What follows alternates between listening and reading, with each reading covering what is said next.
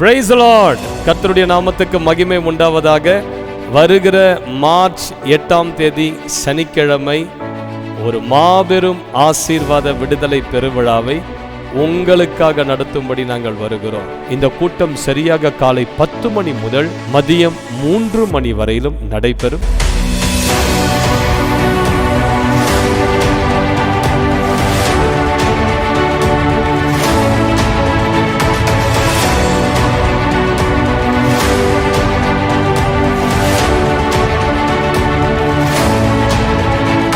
என்னுடைய மகன் வந்துட்டு மைண்டே பாதிக்கப்பட்டு வெளியில் வராமல் ரூம்குள்ளேயே அடைஞ்சு கிடந்தான். ஒரு பைத்தியத்தன்மை இருந்துச்சு. டெலிவரன்ஸ் ப்ரேயரில் கலந்துக்கிட்டோம். ஆண்டவர் அந்த கட்டுகளில் இருந்து விடுவித்தார். என்னுடைய மகனுக்கு வந்துக்கிட்டு நல்ல ஒரு தெளிவு வந்துச்சு மைண்டில். 4 வருஷம் அந்த வேலையை விட்டு வீட்டில் இருந்தவன் வேற ஒரு புதிய வேலை கிடைத்து இந்த நாட்களில் அவன் வேலைக்கு போய்கிட்டு இருக்கான். Mixed anxiety and depression disorder அப்படின்னு சொல்லி எனக்கு டிப்ரெஷன் மாத்திரை சாப்பிட சொன்னாங்க. இன்றைக்கி தான் ஃபர்ஸ்ட் டைம் நான் வந்திருக்கேன். பாஸ்டர் ப்ரேயர் பண்ணும்போது அவங்க டிப்ரெஷன் இப்போ உடையுதுன்னு சொல்லும் போது அந்த டைம் எனக்கு வயிறுலேருந்து ஒரு மாதிரி ஒரு ஃபயர் ஃபீல் ஆகுது. ஏசப்பா எனக்கு அளவில்லா அபிஷேகத்தை கொடுத்து எனக்கு அதுலேருந்து ஒரு டெலிவரன்ஸ் நான் ஃபீல் பண்ணுறேன். டெலிவரன்ஸ் கொடுத்த ஜீசஸ்க்கு ரொம்ப நன்றி. இந்த லெஃப்ட் ஹேண்ட் எனக்கு பின்னாடி தூக்க முடியாதுங்க. யூடியூப்ல ஈவில் ஆல்டர்ஸ் பற்றி பாஸ்டர் பேசினதை பார்த்துட்டு இருந்தோங்க. எண்ட் ஆஃப் த ஸ்டேட் டைமில் பார்த்தீங்கன்னா டீமன் கேஸ்ட் அவுட் ஆகி எனக்கு அப்படி கீழே விழப்பட்டாங்க. அதுக்கப்புறம் பார்த்தீங்கன்னா கை நல்லபடியாக வேலை செய்ய ஆரம்பிச்சிச்சிங்க. ஒரு வழியும் இல்லைங்க. எனக்கு சர்பத்துக்காக ஜெபம் பண்ணாரு. உங்கள் கர்ப்பப்பையிலேருந்து சர்பம் போது உங்கள் கர்ப்பப்பையை தொட போகிறாருனாரு. அப்போ நான் ஜெபிக்கும் போது என்னை மீறி தானாக வாந்தி வந்துடுச்சு. கர்த்தர் அந்த சர்பத்தை வெளியேற்றிட்டாரு. கர்த்தருக்கு கொடான கொடி நன்றி. இந்த கூட்டம் நடைபெறக்கூடிய இடம் Nazareth college of arts and science auditorium, Kannadapalayam, Avadi, Chennai. இந்த கூட்டத்தின் முடிவில் உங்கள் ஒவ்வொருவருக்காகவும் தனிப்பட்ட விதத்தில் விடுதலைக்காக, சுகத்திற்காக ஜெபங்கள் ஏறெடுக்கப்படும். ஆனால் ஒரு கண்டிஷன், இந்த கூட்டத்திற்கு நாங்கள் 500 பேர் மாத்திரமே எதிர்பார்க்கிறபடியால் நீங்கள் முன்பதிவு செய்ய வேண்டியது அவசியம். இலவச பதிவு தான். இதோ நீங்கள் பார்க்கிற இந்த வீடியோவுக்கு கீழாக டிஸ்கிரிப்ஷனில் ஒரு லிங்க் ஒன்றை கொடுத்திருக்கிறோம். அந்த லிங்கை கிளிக் செய்து உங்கள் பெயர், முகவரி, உங்களுடைய தொலைபேசி எண், எத்தனை பேர் வரப்போறீங்க என்பதனை பதிவுபடுத்திக் கொள்ளுங்கள். மேலும் விவரங்களுக்கு இந்த எண்களை நீங்கள் தொடர்பு கொள்ளலாம். கர்த்தர் உங்கள் வாழ்க்கையில மாபெரும் காரியத்தை செய்வார். எதிர்பார்ப்போடு வாங்க. God bless you. நாம் வாங்கியிருக்கிற புதிய நிலத்தில் ஒரு பெரிய ஒரு கூடாரத்தை நாம் கட்ட இருக்கிறோம். ஹல்லேலூயா. நிறைய பேர் அந்த நிலம் வாங்க எவ்வளவோ நீங்கள் உதவி செஞ்சுருக்கீங்க. கிட்டத்தட்ட 3,40,00,000 ரூபாய் செலவு செய்து நம்ம அந்த நிலத்தை 5 கிரவுண்ட் நிலத்தை நம்ம வாங்கியிருக்கிறோம். ஆமே. எவ்வளோ ஏழை ஜனங்க இந்த கூட்டத்தில் மாத்திரம்தான் அவ்வளோ பணங்களையும் நம்ம ஜென்ரேட் பண்ணோம். மற்ற எந்த கூட்டத்திலையும் நம்ம அது செய்தது கிடையாது. நம்ம ஊழியத்துக்கு வருகிறவர்கள் இந்த விடுதலை கூட்டத்தில் தான் அதை நம்ம அவ்வளோ பணத்தையும் 1 வருடமாக அந்த பணத்தெல்லாம் நம்ம ரைஸ் பண்ணி தான் அந்த ஒரு நிலத்தை வாங்க முடிந்தது. ஏன்னா இனி வருகிற நாட்கள் ஏராளமான ஆண்டவர் ஆட்களை அனுப்புவார். ஏன்னா என் மேலே இருக்கிற ஒரு தரிசன அப்போஸ்டலிக் அனாயிண்டிங், அநேகரை உருவாக்குவது, நிறைய இன்னும் பயிற்சி முகாம்கள், இன்னும் வருகிற நாட்களில் விடுதலை, சுகம், வல்லமையாக ஊழியம் செய்ய பயிற்சி முகாம்களையும் நாம் நடத்த இருக்கிறோம். நல்லா தான் கையை தட்டுங்களேன்.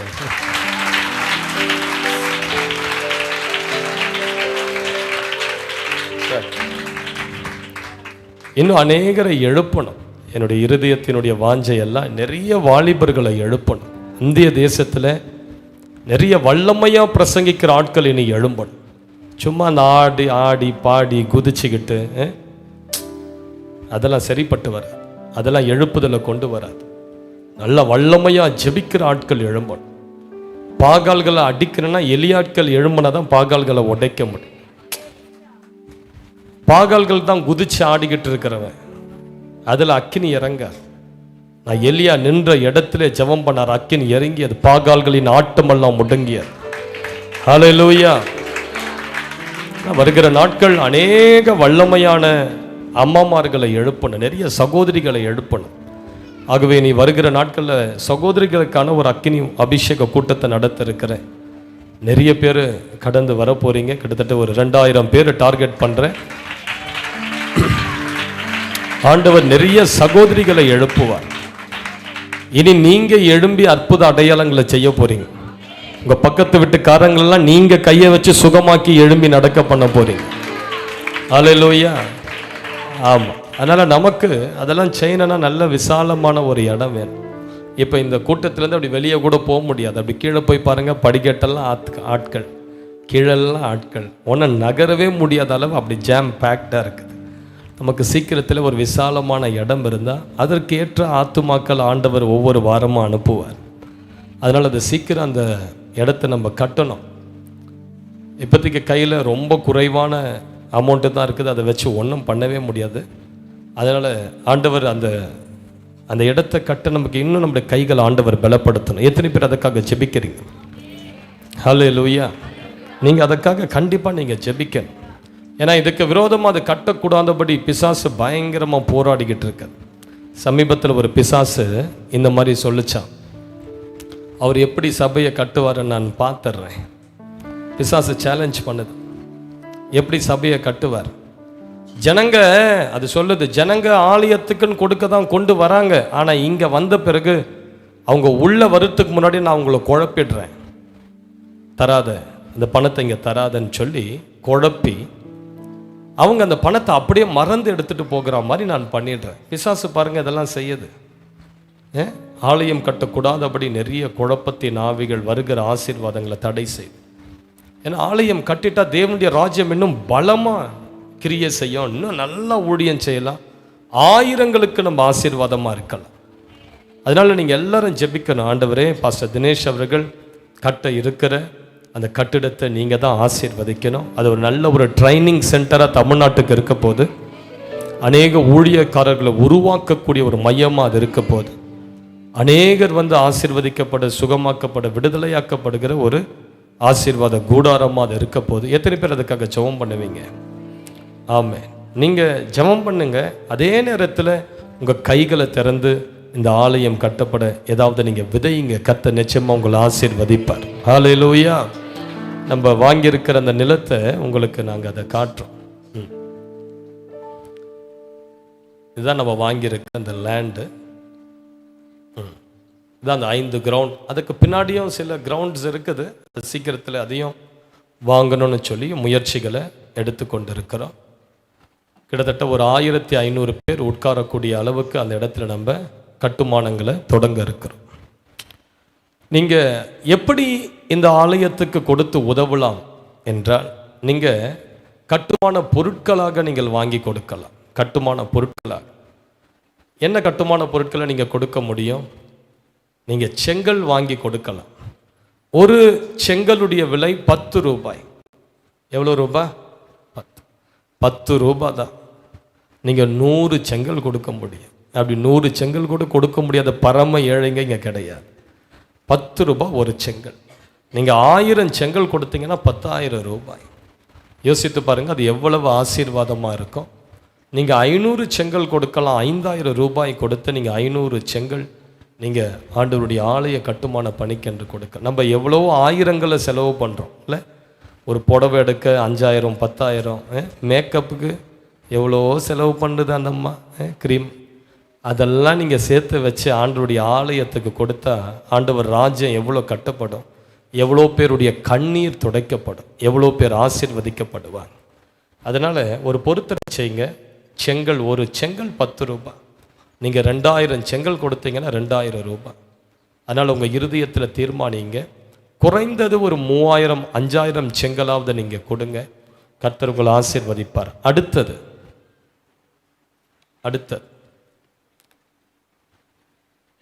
நீங்கள் ஒரு சிமெண்ட் பேக் கொடுப்பீர்களானால் 350 ரூபாய் ஒரு சிமெண்ட் பேக். நீங்கள் 10 சிமெண்ட் பேக் கொடுத்தீங்கன்னா 3500 ரூபாய். ஹல்லேலூயா. நான் சொல்கிறேன், நீங்கள் ஆண்டவருடைய ஆலயம் கட்ட நீங்கள் உதாரத்துவமாக கொடுத்து பாருங்கள், ஆண்டவர் உங்கள் வீட்டை கட்டுவார். ஹல்லேலூயா. இதை பைபிளில் செஞ்சிருக்கிறாரா? ஆமாம், ஆண்டவர் தாவீதுக்கு செஞ்சார். தாவீது ஆண்டவருடைய ஆலயத்தை கட்டணும்னு சொல்லி ஆசை தான் பட்டான். உடனே ஆண்டவர் ஆளை அனுப்பி சொல்கிறாரு, நீ ஆசைப்பட்டல எனக்கு ஒரு வீடு கட்ட, முதல்ல நான் உனக்கு ஒரு வீட்டை கட்டேன். ஆண்டவர் தாவீதுக்கு அரண்மனையை கட்டி கொடுத்தார். ஹல்லேலூயா. நீங்கள் ஆண்டவர் ராஜ்யத்துக்கென்று நீங்கள் விதைக்கும் போது ஆண்டவர் உங்கள் வீட்டை கட்டுவார். ஹல்லேலூயா. அதனால் ஒரு சிமெண்ட் பேக் நீங்கள் 350 ரூபாய் நீங்கள் 10 சிமெண்ட் பேக் கொடுக்கலாம், 20 சிமெண்ட் பேக்காக நீங்கள் பொருத்தனை பண்ணி கொடுக்கலாம். அல்லது உங்கள் ஆண்டவர் நல்லா ஆசீர்வதிச்சிருந்தா 1 லட்சம் ரூபாய்க்கு சிமெண்ட் பேக் கொடுங்க. எந்த அளவுக்கு நமக்கு ஆஃபரிங் வருது அந்த அளவு சீக்கிரம் இந்த கூடாரத்தை நம்மால் கட்ட முடியும். அடுத்தது கம்பி, அயன் ராட் கம்பி. நீங்கள் 1 கிலோ கம்பி 58 ரூபாய். 1 KG iron rod 58 rupees. 100 kilo நீங்கள் கொடுக்கலாம். 5800 ரூபாய் அதற்கான தொகை. உங்கள் மனசில் நீங்கள் 200 கேஜி 500 கேஜி எவ்வளோ கேஜி நீங்கள் விருப்பப்படுறீங்களோ அதுக்கேற்ற மாதிரி அந்த பணத்தை நீங்கள் கேல்குலேட் பண்ணி நீங்கள் கொடுக்கலாம். ஆனால் 1 கிலோ கம்பி 58 ரூபாய். நீங்கள் 100 கிலோ, அது ஒருத்தராக 100 கிலோவை பொருத்தனை செய்யுங்க, ஆண்டவர் உங்களை ஆசீர்வதிப்பார். அடுத்தது மண். 1 யூனிட் மண் நீங்கள் ஸ்பான்சர் பண்ணலாம். 6000 ரூபாய். 1 யூனிட் மண் 6000 ரூபாய். ஆண்டவர் உங்களை நல்லா ஆசீர்வதிச்சிருந்தால் நீங்கள் நல்லா 10 யூனிட் கொடுங்க, 2-3 யூனிட் வாங்கி கொடுங்க, 50,000 ரூபாய்க்கு மணல் வாங்கி கொடுங்க. ஹல்லேலூயா. இதெல்லாம் உங்களுடைய சந்ததிக்கு ஆண்டவர் ஆசீர்வாதத்தை பெருக்குவார். அடுத்தது 1 யூனிட் ஜல்லி. 1 யூனிட் ஜல்லி 5000 ரூபாய். உங்களால் எவ்வளோ முடியுதோ நீங்கள் கொடுங்க. இப்போ உங்கள் கைகளில் ஒரு கார்டு ஒன்றை கொடுப்பாங்க. விருப்பம் இருந்தால் நீங்கள் வாங்கிக்கங்க, விருப்பம் இல்லைன்னா நீங்கள் ஜெபம் பண்ணுங்க, நோ ப்ராப்ளம். கைகளில் கார்டு ஒன்றை கொடுப்பார்கள். கைகளை உயர்த்தி அந்த கார்டுகளை நீங்கள் வாங்குங்க. ஜபாலய தலைவனை குறித்து வேதத்தில் பார்க்கிறோம். அவனுடைய வேலைக்காரன் வியாதிப்பட்டு இருந்தான். இவன் இயேசுவை கூப்பிட்டு அனுப்புகிறான். இப்போ இயேசுவை எங்கள் வீட்டுக்கு கூப்பிட்டு வாங்க. அவங்க போய் சொல்கிறாங்க, இயேசுவே நீர் வந்து அவனுக்கு உதவி செய்ய அவன் பாத்திரனாய் இருக்கிறான். ஏன்னா அவன் நமக்கு ஒரு ஜப ஆலயத்தை கட்டி கொடுத்தவன். அல்லேலூயா. இதை கேட்ட உடனே இயேசு எழுந்து மட நம்ம வீட்டுக்கு நடந்து போகிறார். பாருங்க, ஆண்டவருடைய ஆலயத்துக்கு நீங்கள் உதவி செய்யும் போது உங்கள் ஜபங்கள் தீவிரமாய் ஆண்டவரால் கேட்கப்படும். அதனால் நீங்கள் இந்த போர்டை பார்த்து அதில் என்னென்னலாம் உங்களுக்கு பொருத்தனை செய்யணும்னு தோணுதோ, எவ்வளவு 5000 ரூபாய், 10,000 ரூபாய், 3500 ரூபாய், எவ்வளவு நீங்கள் பொருத்தனை செய்ய விரும்புகிறீர்களோ இப்போ அதை எழுதுங்க. 1 நிமிஷம் உங்களுக்கு டைம் தரேன். சபையின் அக்கௌண்ட்டில் Jesus is alive church 2 GPay, Paytm, PhonePe நம்பர்லாம் கொடுத்துருக்கிறோம். அதை பயன்படுத்தி நீங்கள் உங்கள் காணிக்கைகளை நீங்கள் செலுத்தலாம். கர்த்தர் உங்களை ஆசீர்வதிப்பார். உங்கள் வேதாகமத்தை யோசுவா 3ஆம் அதிகாரம் 13ஆம் வசனம் 17ஆம் வசனத்துக்கு நேராய் எடுத்துக்கொள்வோம். யோசுவா 3ஆம் அதிகாரம் 13, 17. Joshua chapter 3 verse 13 and 17. Hallelujah. Jesus. யோசுவா 3, 13, 17. எல்லாரும் சேர்ந்து வாசிப்போமா? சம்பவிப்பது என்னவென்றால், சர்வ பூமிக்கும் ஆண்டவராகிய கர்த்தரின் பெட்டியை சுமக்கிற ஆசாரியர்களின் உள்ளங்கால்கள் யோர்தானின் தண்ணீரில் பட்ட மாத்திரத்திலே மேலே இருந்து ஓடி வருகிற யோர்தானின் தண்ணீர் ஓடாமல் குவியலாக நிற்கும் என்றார். 17வது வசனத்தை வாசிப்போம். சகல ஜனங்களும் யோர்தானை கடந்து தீரும் அளவும் கர்த்தருடைய உடன்படிக்கை பெட்டியை சுமக்கிற ஆசாரியர்கள் யோர்தானின் நடுவிலே தண்ணீரில்லாத தரையிலே காலூன்றி நிற்கும்போது இஸ்ரவேலர் எல்லாரும் தண்ணீரற்ற உலர்ந்த தரை வழியாய் கடந்து போனார்கள். அல்லேலூயா, Hallelujah. யோர்தானை கடந்து போனார்கள். They passed over Jordan. இந்த இஸ்ரவேல் ஜனங்க 430 ஆண்டு காலங்கள் எகிப்து என்கிற ஒரு தேசத்துல பிழைப்ப தேடி போய் அதே இடத்துல செட்டில் ஆகி 430 ஆண்டுகள் அடிமையாகவே வாழ்ந்து கொண்டிருந்தார்கள். The Israelites had gone into Egypt in search of a job for them, and they had settled down there as bonded laborers, and they were in bondages there. வேதம் சொல்லுகிறது ஒடுக்கத்திலும் பயங்கரமான பிரச்சனையிலும் சிக்கிக்கொண்டு தவித்து கொண்டிருந்தாங்க, விடுவிப்பார் இல்லாமல். They were in problems and in rejection because they were there in Egypt as bondages, and they did not have a person to deliver them. அவர்களை விடுவிக்க ஆண்டவர் மோசே என்கிற ஒரு பக்தனை எழுப்பினார். The Lord raised Moses to deliver the people. மோசேயை கொண்டு ஆண்டவர் செங்கடலை பிளந்து அவர்களை எகிப்து தேசத்தை விட்டு வெளியே கொண்டு வந்தார். The Lord used Moses to part the Red Sea and to lead the people out of Egypt. மிஞ்சி போன ஒரு மாதத்துல கானானுக்கு போகணும் அவங்க. They should have reached Canaan in a matter of 1 month. அதுதான் timing. That was the timing. ஆனா 40 வருடம் வனாந்திரத்திலே சுத்திக்கிட்டு இருக்காங்க கானானுக்கு போக முடியாம. But they were roaming around in the wilderness for 40 years without being able to step into Canaan. அவர்களுடைய அவிசுவாசத்தினாலயும் முரட்டாட்டத்தினாலயும் ஒரு மாதத்துக்குள்ள போக வேண்டிய கானானுக்கு 40 ஆண்டுகள் சுற்றி கொண்டிருக்கிறார்கள். Because of their unfaithfulness and disobedience, they were not able to enter into Canaan.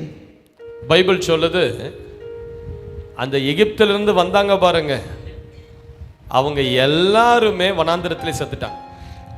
All the people who came from Egypt, they were all dead in the wilderness. அந்த கூட்டத்திலிருந்து வந்த 2 பேர் தான் உயிரோடு இருக்கிறாங்க. Only 2 people from the whole crowd were able to enter. யோசுவாவும் காலேபும். Only Joshua and Caleb were அந்த able to enter. வனாந்திரத்திலே பிறந்த பிள்ளைகள் தான் உயிரோடு இருக்கிறாங்க, தவிர மற்ற எல்லாரும் அந்த வனாந்திரத்திலே இறந்துட்டாங்க. Only the people who were born in the wilderness were alive, but rather the people who came from Egypt were all dead. ஜனங்களை வழிநடத்தி கொண்டு வந்த மோசேயும் இறந்துட்டார். And Moses, who was leading the people, was also dead in the wilderness. இப்ப 40 ஆண்டு காலங்கள் வனாந்திரத்திலே இருக்கிறாங்க. Now they are in the wilderness for 40 years. மோசே இறந்த பின்பு ஆண்டவர் யோசுவாவை அவர்கள் நடுவில் எழுப்புகிறார். After the death of Moses, the Lord raised Joshua amidst them. இப்போ யோசுவாவின் தலைமையில அந்த பெரும் கூட்டத்தினர் யோர்தானுக்கு அருகாமையில வந்துட்டாங்க. Now the great troop of people under the leadership of Joshua have come to the banks of river Jordan. வாக்குத்தத்தம் பண்ணப்பட்ட தேசம் யோர்தான்ல இருந்து பார்த்தாலே தெரிகிறது. The promised land was visible from the banks of Jordan. ஆண்டவர் சொல்றார், அது பாலும் தேனும் ஓடுகிற தேசம். It was the land of milk and honey. சகல விதமான கொழுப்பு அந்த தேசத்துல இருந்தது. It was a land of richness. Hallelujah. Hallelujah. ஆனா அந்த தேசத்துக்குள் போகாதபடி யோர்தான் என்கிற நதி அவர்களுடைய பாதையை அடைத்திருந்ததா. But the river Jordan was an obstacle. It was blocking them from entering into the Canaan. வாக்குத்தத்தத்தை பெற்றுக்கொள்ளாதபடி ஒரு நதி கரை புரண்டு ஓடிக்கொண்டிருந்தது. The Canaan was stopping them from enjoying the promised land. இந்த யோர்தான் நதியை வேத வல்லுனர்கள் மரண நதி என்று சொல்வார்கள். Some biblical scholars call the river Jordan the dead river, the river of death. அந்த யோசுவாவையும் அவனுடைய கூட்டத்தினரையும் பார்த்து இந்த மரண நதி எப்படி சொல்லி இருக்கோம், என் மேல நீ காலை வைத்து கூட்டமா உங்களை இழுத்துக்கிட்டு போயிடுவேன்னு சொல்லி சவால் விட்டிருக்கோம். It was as if the river was challenging the people, saying, if you step on me, I will take you all along with me. நீ செங்கடலை கடந்திருக்கலாம், You might have parted the Red ஆனா Sea. என்ன கடக்க உன்னால முடியாதுன்னு சொல்லி இருக்கு. It would have told them, but you cannot cross over me. அந்த யோர்தான் நதி ஜனங்களுக்கு ஒரு சவால் கொடுத்து நின்றது. The river Jordan was a great challenge for the people. யோர்தான் நதி இவ்வாறு இஸ்ரவேலர்களை பார்த்து சொல்லி இருக்கு. The river Jordan would have told the people like this. நான் எவ்வளவு ஆயிரக்கணக்கான வருஷமா இங்க ஓடிக்கொண்டிருக்கிறேன் தெரியுமா? Do you know for how many ages I've been running here? Hermon என்கிற ஒரு பனி படர்ந்த சிகரத்தில் இருந்து தான் அந்த யோர்தான் நதி உருவாகி வருகிறது. The river Jordan is coming from the snow-clad mountain called Mount Hermon. கிட்டத்தட்ட ஆயிரங்கள் வருஷங்களுக்கு மேலாக அந்த நதி ஓடிக்கொண்டிருக்கிறது. For more than thousands and thousands of years the river Jordan is அவ்வளவு தண்ணீர் இதுவரைக்கும் அந்த நதி ஓடிக்கிட்டு தான் இருக்குது. Until date the river is still going on. அதெல்லாம் எங்க போய் கலக்குது? Where does it go and mix? சவக்கடல் என்று சொல்லக்கூடிய ஒரு கடல்ல போய் கலக்குது. It goes and mixes in the Dead Sea. அதனால தான் அதுக்கு மரண நதி.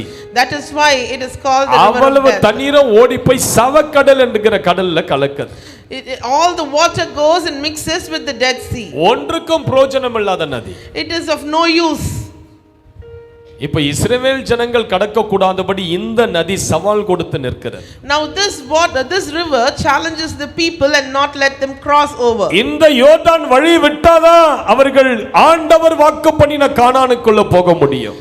Only if Jordan parts ways they will be able to enter into the promised land. நம்ம வாழ்க்கையில கூட நிறைய யோர்தான்கள் ஓடிக்கொண்டிருக்கிறது. Even today we have a lot of Jordans running in our lives as well. ஐயோ இது வழி விட்டா நான் ஆசீர்வாதமா வாழ்வேனே என்று சொல்லக்கூடிய அளவு எவ்வளவு அதை தடை பண்ணி கொண்டிருக்கிற எவ்வளவு பிரச்சனைகள் இருக்கிறது. We have many problems that we see as river Jordans and we say if this alone can cross over I will be safe, I will be blessed. சிலருடைய வாழ்க்கையில கடன் என்கிற யோர்தான் நதி ஓடிக்கொண்டிருக்கிறது. Some people have debts that is running like river Jordan. கரை புரண்டு ஓடிக்கொண்டிருக்கிற யோர்தான் நதி. It is running in its fullness. அது உங்களை பார்த்து சொல்லுது என்ன உன்னால கடக்கவே முடியாது கடைசி வரைக்கும். It looks at you and says you can never cross over me. என்ன நீ கடக்கலான்னு முயற்சி பண்ணா நான் உன்னை இழுத்துக்கிட்டு போய்டுவேன்னு சொல்லி சவால் கொடுக்குது. It can challenge you saying if you try to cross over me I will pull you deeper. சில பேருடைய வாழ்க்கையில வியாதி பலவீனம் என்கிற யோர்தான் ஓடிக்கொண்டிருக்கிறது. Some people have the river Jordan of sickness and diseases. எவ்வளவு மருந்து மாத்திரை உட்கொண்டாலும் அந்த வியாதியோ நோயோ பலவீனமோ மாறாம இருக்குது. How many ever medicines you take, the sickness and the disease is not leaving you. தேவன் கொடுத்த சுகத்திற்கான வாக்குத்தத்தங்கள் நிறைவேற கூடாதபடி இந்த வியாதி பலவீனங்கள் உன் வாழ்க்கையை தடை செய்து கொண்டிருக்கிறது. You may have the promises for a good health but these diseases are stopping you from enjoying those promises. சிலருடைய வாழ்க்கையில மாந்திரிகம் என்கிற நதி ஓடிக்கொண்டிருக்கிறது. Some people have witchcraft which is like Jordan. அவைகள் உன்னை பார்த்து சொல்லுது என்ன நீ தாண்டவே முடியாது. And it looks at you and says you can never cross over me. என்ன நீ கடந்து செல்லவே முடியாது. You can never cross over me and go. உன் வாழ்க்கையில பரம்பரையா நான் ஆளுகை செய்து கொண்டிருக்கிறேன். I have been ruling you for generations and generations. யாராலும் என்ன துரத்த முடியாது. Nobody can chase me. என்ன துரத்தணும் நினைச்சா நான் உன்னை கொன்னுடுவேன் அவைகள் மிரட்டி கொண்டிருக்கிறது. They may challenge you and say if you are going to chase me I will destroy you. யோர்தான் நதி விலகாத தேவ பிள்ளைகளால தேவனுடைய வாக்குத்தத்தம் பண்ணப்பட்ட நிலத்துக்குள் போக முடியாது. Without the Jordan's parting ways the people cannot step into the promised land. அன்றைக்கு இஸ்ரவேலர்களுக்கு சவால் விட்டு கொண்டிருந்த ஒரு யோர்தானை போல நமது வாழ்க்கையிலும் பல யோர்தான்கள் புரண்டு ஓடிக்கொண்டிருக்கிறது. Just like the river Jordan that challenged the Israelites in the past, today we also have many Jordans in our lives. நீங்க ஒருவேளை சொல்லலாம் You may say இந்த பிரச்சனை மட்டும் தீர்ந்துட்டா நான் நல்லா ஆயிடுவேனே. You may say if there this one problem is solved I will be good, I will be ஐயோ blessed. இந்த சோதனையை நான் தாண்டிட்டா என் வாழ்க்கை நல்லா இருக்குமே. If I cross over this challenge I will be blessed. ஆனா இதனால கடக்கவே முடியலையே. But I am not able to cross over this. எவ்வளவோ நான் முயற்சித்தேன் தடைகளாகவே இருக்கிறது. I have tried many ways to cross over this but there is one obstacle after the other. எப்பொழுது இந்த பிரச்சனைகளுக்கு வழி விலகும்? When will there be ways to cross over this? என் வாழ்க்கை எப்பொழுது ஆசீர்வாதமாய் மாறும்? When will my life be blessed? யோசுவாவும் ஜனங்கள் அப்படிதான் யோசித்துக் கொண்டு நின்று கொண்டிருந்தார். Joshua and the people were also thinking the same way. Bible சொல்லுது அது கரை புரண்டு ஓடுகிற வெள்ளம் போல இருந்ததா. The river was running in its fullness. Hallelujah. Hallelujah. எப்படி யோர்தானை பிளப்பது? How to part the Jordan? எப்படி யோர்தானை கடந்து செல்வது? How to cross over the Jordan? வேதத்திலே யோர்தானை கடந்த சில சம்பவங்களை நான் உங்களுக்கு காட்ட போகிறேன். I'm going to show you some examples that crossed over Jordan. எப்படி அதை கடந்து சென்றார்கள்? How they crossed over Jordan. நமது வாழ்க்கையில ஓடிக்கொண்டிருக்கிற யோர்தானை கடப்பது எப்படி?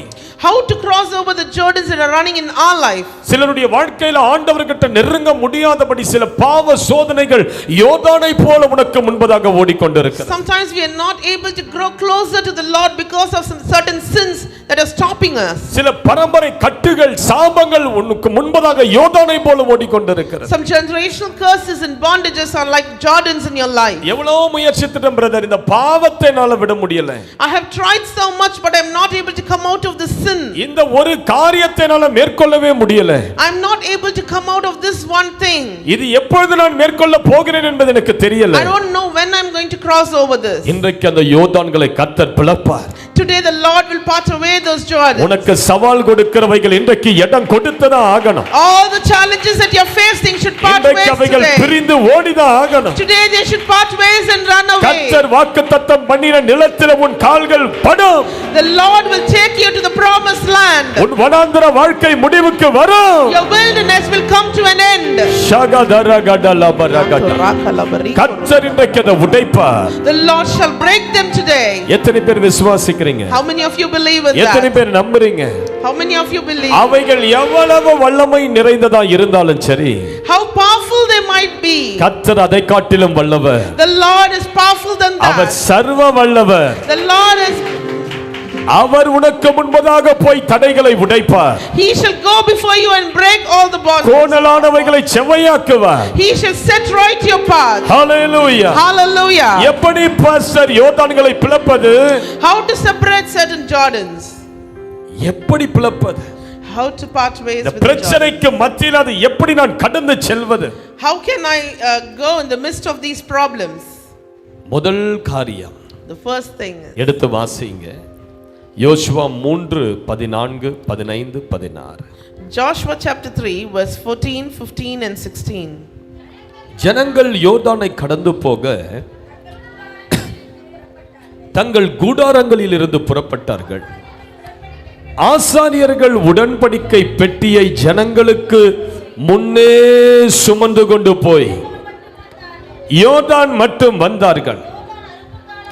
யோர்தான் அறுப்பு காலம் முழுவதும் கரை புரண்டு போகும்.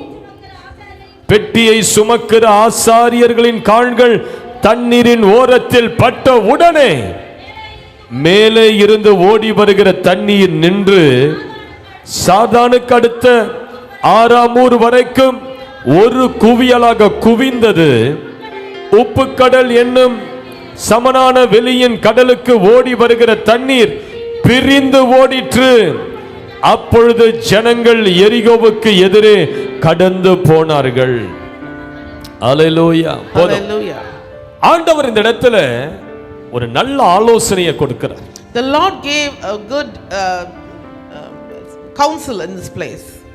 எப்படி யோர்தானை கடந்து செல்வது? How to cross over the Jordan. ஆண்டவர் சொல்றாரு, The Lord said, ஜன கூட்டத்துக்கு முன்பதாக ஆசாரியர்களை அனுப்பு. the Lord asked the priest to go before the ஆசாரியர்கள் people. சும்மா போக கூடாது. The priest should not go empty-handed. உடன்படிக்கை பெட்டி அவர்கள் தோள்களின் மேல் சுமந்து கொண்டு போக சொல். The priests have to take the ark of covenant along with them. அந்த உடன்படிக்கை பெட்டி அவர்கள் தூக்கி கொண்டு போகும்போது, And when they carry the ark of covenant, யோர்தான் நதியில் அவர்கள் கால் படும்போது, and when they set their foot on the river Jordan, வருகிற நதி பிரிந்து போகும். the river will just part away. Hallelujah. Hallelujah. அதே போல ஆசாரியர்கள் உடன்படிக்கை பெட்டியை சுமந்து கொண்டு யோர்தான்ல போய் காலடி எடுத்து வைக்க, The same way the priests took the ark of covenant and they stepped on Jordan. என்ன நடந்தது? What happened? அப்படியே சீறிக்கொண்டு பாய்ந்த யோர்தான் நதி ஆண்டவர் பிளந்துட்டார். The overflowing river Jordan just parted ways. நதி பிரிந்து ஓடியதான் ரெண்டு பக்கமும். The river just parted on both sides and it was running. ஆசாரிகளுடைய கால்கள் நதியில பட்ட மாத்திரத்துல நதி பிரிந்தது. And when the foot of the priests were laid on the river Jordan, the river just parted ways. Bible சொல்லுது இஸ்ரவேலர்கள் வெட்டாந்தரையிலே நடந்து சென்றார்கள். The Bible says the Israelites walked on dry ground. புதிய ஏற்பாட்டிலே நீங்களும் நானும் தான் ஆசாரியர்கள். In the New Testament, you and me are the priests. ஆண்டவர் சொல்றார், உன்னை அந்தகாரத்தில் இந்த ஆச்சரியமான ஒளிக்கு வரவழைத்தவருடைய புண்ணியங்களை அறிவிக்கும்படி தெரிந்து கொள்ளப்பட்ட பரிசுத்த சந்ததி ராஜரிகமான ஆசாரிய கூட்டமாயும் இருக்கிறார். You are a chosen generation, a royal priesthood, and chosen people that you should show forth the praises to him who had called you out of darkness into bright light. வெளிப்படுத்தல் 1:5-6 சொல்லுகிறது, ஆண்டவர் இயேசு கிறிஸ்து நம்மை பிதாவுக்கு முன்பதாக ஆசாரியர்களாய் கொண்டு போய் நிறுத்தி இருக்கிறார். In Revelations we read that Jesus takes us before God the Father at priests. ஆசாரியனுடைய வேலை என்ன?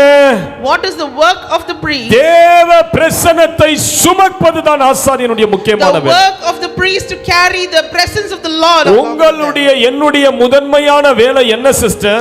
What is our first and foremost prioritized job? மேல தேவ பிரசன்னம் இருக்கணும். You should have the presence presence of the Lord upon you. தேவனுடைய உடன்படிக்கை பெட்டி உன் மேல இருக்கணும். You should have the covenant, ark of covenant upon you. உன் மேல இருக்கிற உடன்படிக்கை பெட்டி தான் உன் குடும்பத்தினர் கடந்து போகக்கூடிய வாசலை திறக்கும். The ark of covenant that is upon you will let your family cross over the river. உடன்படிக்கை பெட்டியில தான் தேவனுடைய பிரசன்னம் இருந்தது. The ark of covenant had the presence of the Lord upon it. தேவனுடைய வல்லமை இருந்தது. It had the power of the Lord. யாருக்கு யோர்தான் பிரியும்?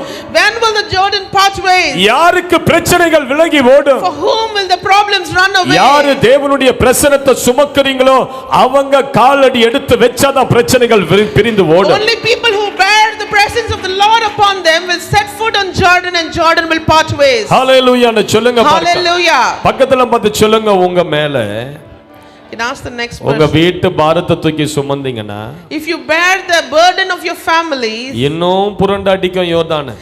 Jordan will run fiercer than ever. பாரத்தை உன் தலை மேல இருந்து இறக்கி வச்சிட்டு You should set down your burden from your head. ஆண்டவருடைய பிரசன்னத்தை உன் தலை மேல ஏத்து. And you should take the presence of the Lord into your head. ஆண்டவருடைய உடன்படிக்கையை உன் தோளின் மேல ஏற்று. You should take the covenant of the Lord into your head. அந்த உடன்படிக்கை பெட்டியை நீ சுமக்க ஆரம்பிப்பாயானா And when you start bearing the ark of covenant, என்ன நடக்கும்? what will happen? கால் மிதிக்கிற இடமெல்லாம் உங்களை கர்த்தர் ஆசீர்வதிப்பார். The Lord will bless you wherever you set your foot call upon. மிதிக்கிற பூமி எல்லாம் உங்களுக்கு சொந்தமாகும். Whatever place you set your foot, that will be yours. கால் மிதிக்கும் தேசமெல்லாம் கர்த்தருக்கு சொந்தமாகும். கண் பார்க்கும் பூமி எல்லாம் கல்வாரி கொடி பறக்கும். நீ தேவனுடைய பிரசன்னத்தை சுமக்கும் போது When you bear the presence of the Lord upon நீ you, கால் வைக்கிற சபிக்கப்பட்ட பூமி எல்லாம் ஆசீர்வாதமாய் மாறும். even the cursed land will become prosperous when you set your foot upon it. ஏன் தெரியுமா? You know why? உன் மேல இருக்கிற தேவ பிரசன்னம், It is the presence of the Lord that is upon உன் you. மேல இருக்கிற தேவனுடைய உடன்படிக்கை பெட்டி, It is the ark of covenant that is upon you. அதுல இருக்கிற கிருபாசனம் It is the throne of the Lord that is upon it. உன் மேல பாயும் போது When it flows upon நீ you, போகிற இடமெல்லாம் யோர்தான்கள் விலகும். wherever you go, the Jordans will be separated before நீ you. செய்கிற எல்லா காரியத்திலும் ஆசீர்வாதத்தை And காண்பாய். whatever you do will be prosperous. எத்தனை பேருக்கு புரியுது நான் சொல்றேன்? How many of you can understand? Hallelujah. Hallelujah. உடன்படிக்கை பெட்டி. The ark of covenant. பக்கத்துல பார்த்து சொல்லுங்க உடன்படிக்கை பெட்டி. The ark of covenant. இன்றையிலிருந்து நீ அதை தூக்கி சுமக்க ஆரம்பி. You should start taking it on your இந்த shoulders. உடன்படிக்கை பெட்டியில என்ன இருந்தது? What was there in the ark of covenant? என்ன இருந்தது? What was there in the ark of அதுல என்ன covenant? இருந்தா எனக்கு என்ன பாஸ்டர்னு சொல்றீங்களா? உடன்படிக்கை பெட்டியில மன்னா வைக்கப்பட்ட ஒரு கிண்ணம் இருந்தது. There was a golden plate with the manna. ஒரு பொற்பாத்திரம் இருந்தது. It was a golden plate. வனாந்தரத்துல 40 ஆண்டு காலங்கள் அவர்களுக்கு மன்னாவை கொடுத்தார் பாருங்க வானத்திலிருந்து. The Lord gave them manna when they were in the wilderness as food. இந்த வனாந்தரத்துல எங்க இருந்து அவங்களுக்கு சோறெல்லாம் கிடைச்சிருக்கும்? In the wilderness, from where would they have got their food? எந்த ரெஸ்டாரண்டும் கிடையாது. They did not have any restaurants there. இப்பலாம் night நேரத்துல பசிச்சா கூட உடனே ஒரு ஆப்பை டவுன்லோட் பண்ணி ஒரு பிரியாணி போட்டுக்கலாம்.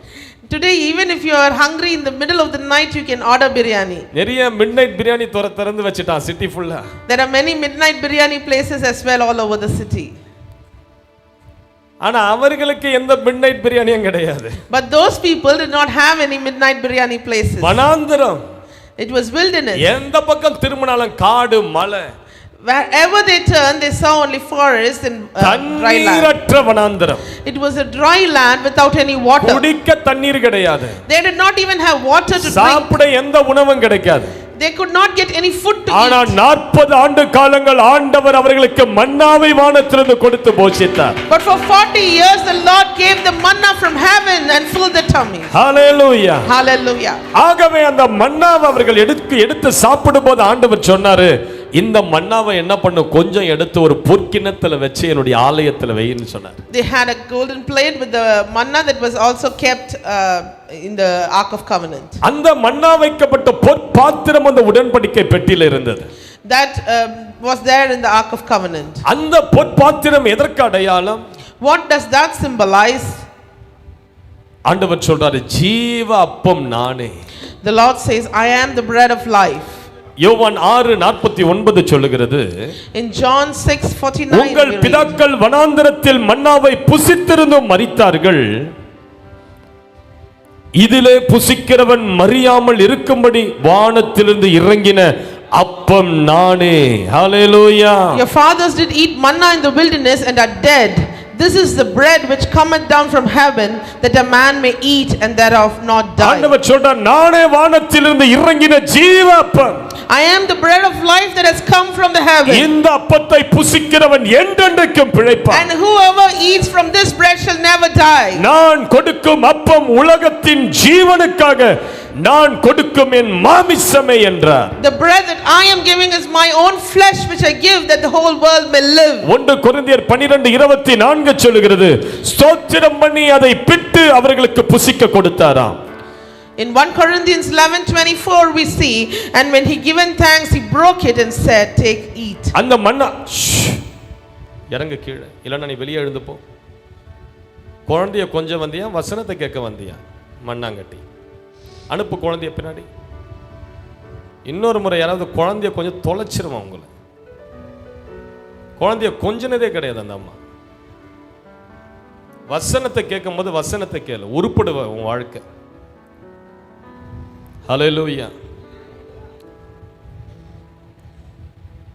எவ்வளவு டிஸ்ட்ராக்ஷன் பாரு. அந்த பொற்பாத்திரம் ஆண்டவருடைய சரீரம் வைக்கப்பட்ட மன்னாவுக்கு அடையாளம். The golden plate symbolizes the flesh of the Lord, which was kept as manna. எப்படி ஆண்டவருடைய சரீரத்தை பிடிக்கும் போது அந்த சரீரத்திலிருந்து இரத்தம் வழிந்து வந்ததோ, Just like how blood came out of the flesh that was broken on the ஆண்டவர் சொல்றார், cross. 40 வருஷம் வானத்திலிருந்து கொடுக்கப்பட்ட மன்னாவை புசிச்சவங்க எல்லாம் இறந்துட்டாங்க.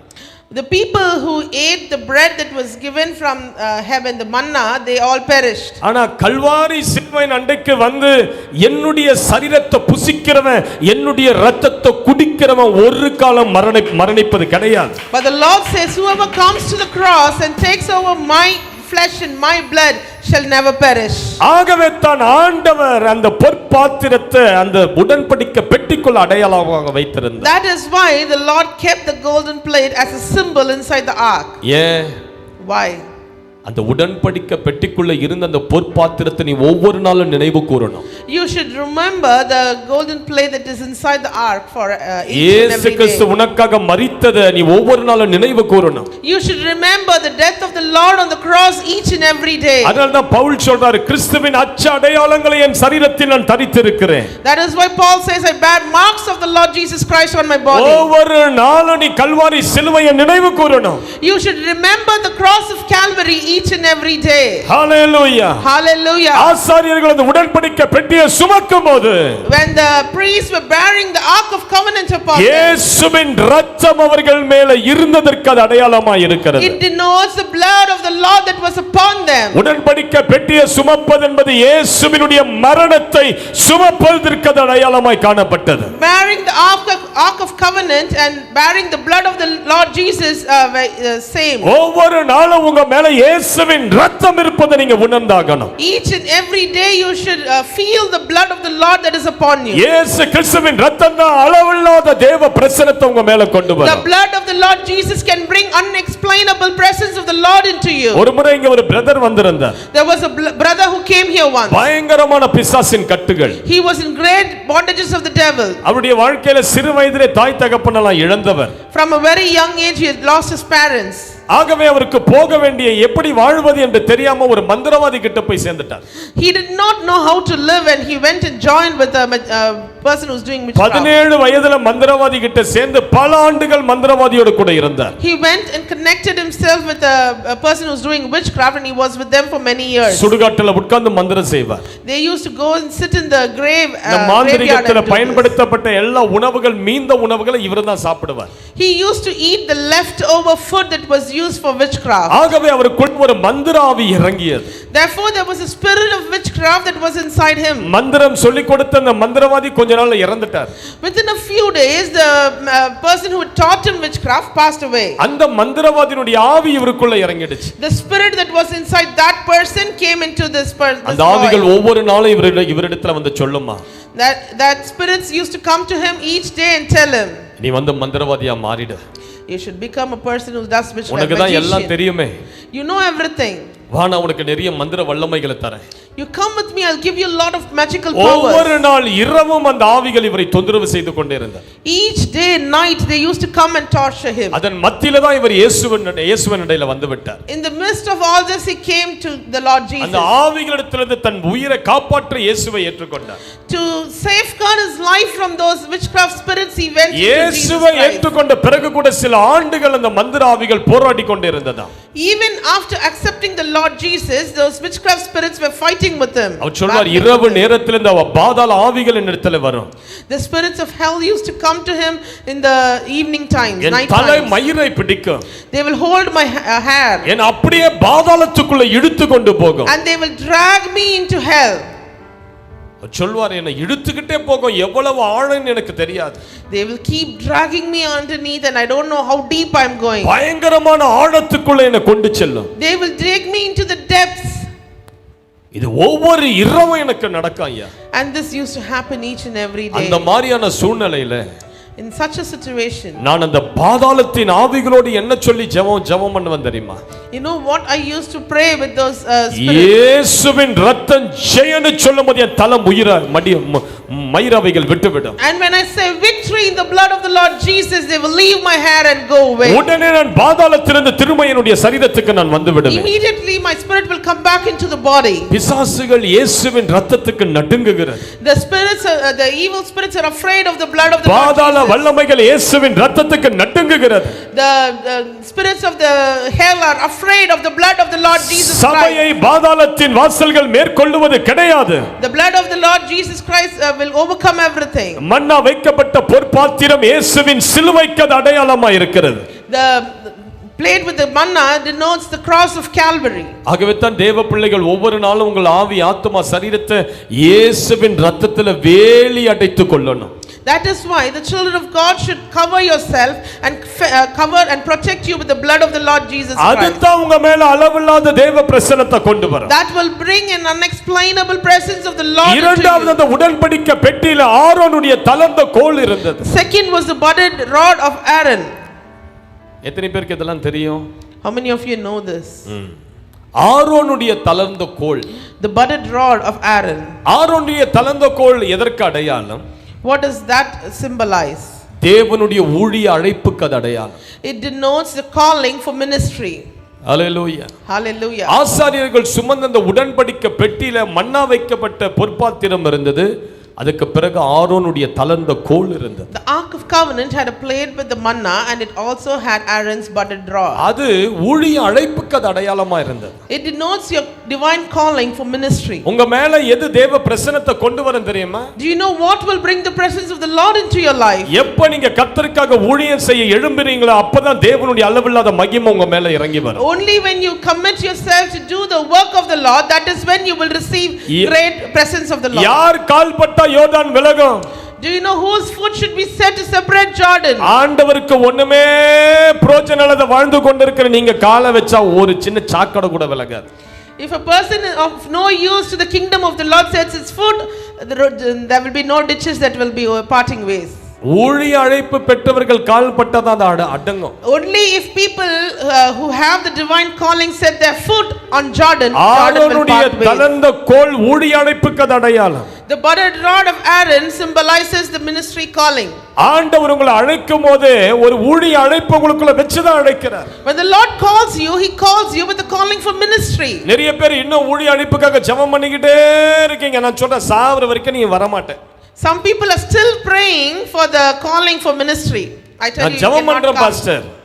They say I'm praying pastor. என்ன மேல ஊழிய அழைப்பு இருக்குதா நான் ஜெபிக்கிறேன் pastor. They are praying saying I'm thinking I'll pray to find out if I have the calling. 17 வயசுல ஜெபிச்ச அம்மா The lady started praying when she was 17. இப்ப பல்லெல்லாம் முன்னாடி கொட்டி போய் கேட் திறந்துருச்சு வாயெல்லாம். She's lost all her teeth. இன்னும் ஜெபம் பண்ணிட்டு இருக்குது ஊழிய அழைப்புக்காக. But she is still praying for the calling for ministry. உன்னை ஆண்டவர் அழைக்கும் போதே ஊழிய அழைப்பை வச்சுதான் உன்னை அழைச்சார். When the Lord called you, He called you with the calling for ministry in you. உங்களை எப்ப பாவத்திலிருந்து ஆண்டவர் பிடுங்கி எடுத்தாரோ, பாவ சேற்றிலிருந்து தூக்கி எடுத்தாரோ, அப்பவே ஒரு ஊழிய அழைப்பை உனக்குள்ள வைத்துதான் உன்னை அந்தகார இருள்ல இருந்து ஆண்டவர் வெளியே அழைத்து கொண்டு வந்தார். When the Lord had taken you from the miry clay of sin, that is where the Lord had called you into ministry as well. அதனால்தான் 1 பேதுரு 2:9 சொல்லுகிறது, That is why in 1 Peter we read, ராஜரிகமான ஆசாரிய கூட்டமாய் நீங்கள் அழைக்கப்பட்டிருக்கிறீர்கள். You are a royal priesthood. எங்கிருந்து ஆண்டவர் உங்களை அழைச்சார்? From where did the Lord call you? அந்தகார இருள்ல இருந்து உங்களை அழைக்கும் போதே ராஜரிக ஆசாரிய கூட்டமா தான் வெளியே கொண்டு When the வந்தார். Lord called you from eternal darkness, He called you to be His minister. ஆசாரியனுடைய வேலை என்ன sister? What is the work of a priest? தேவனுக்கு பணிவிடை செய்வது. It is the work of the priest to do the work of the ஆண்டவருக்கு Lord, ஊழியம் செய்வது. to do the ministries of the Lord. அதுதான் ஆசாரியத்துவம். That is the priesthood. தேவனுடைய ஊழியத்தை சுமக்கிற மனுஷனி மாறு. You should become a person who carries the burden of the Lord. அவங்களுக்கு தான் கிருபை. Only they have divine grace. அவங்களுக்கு தான் வல்லமை.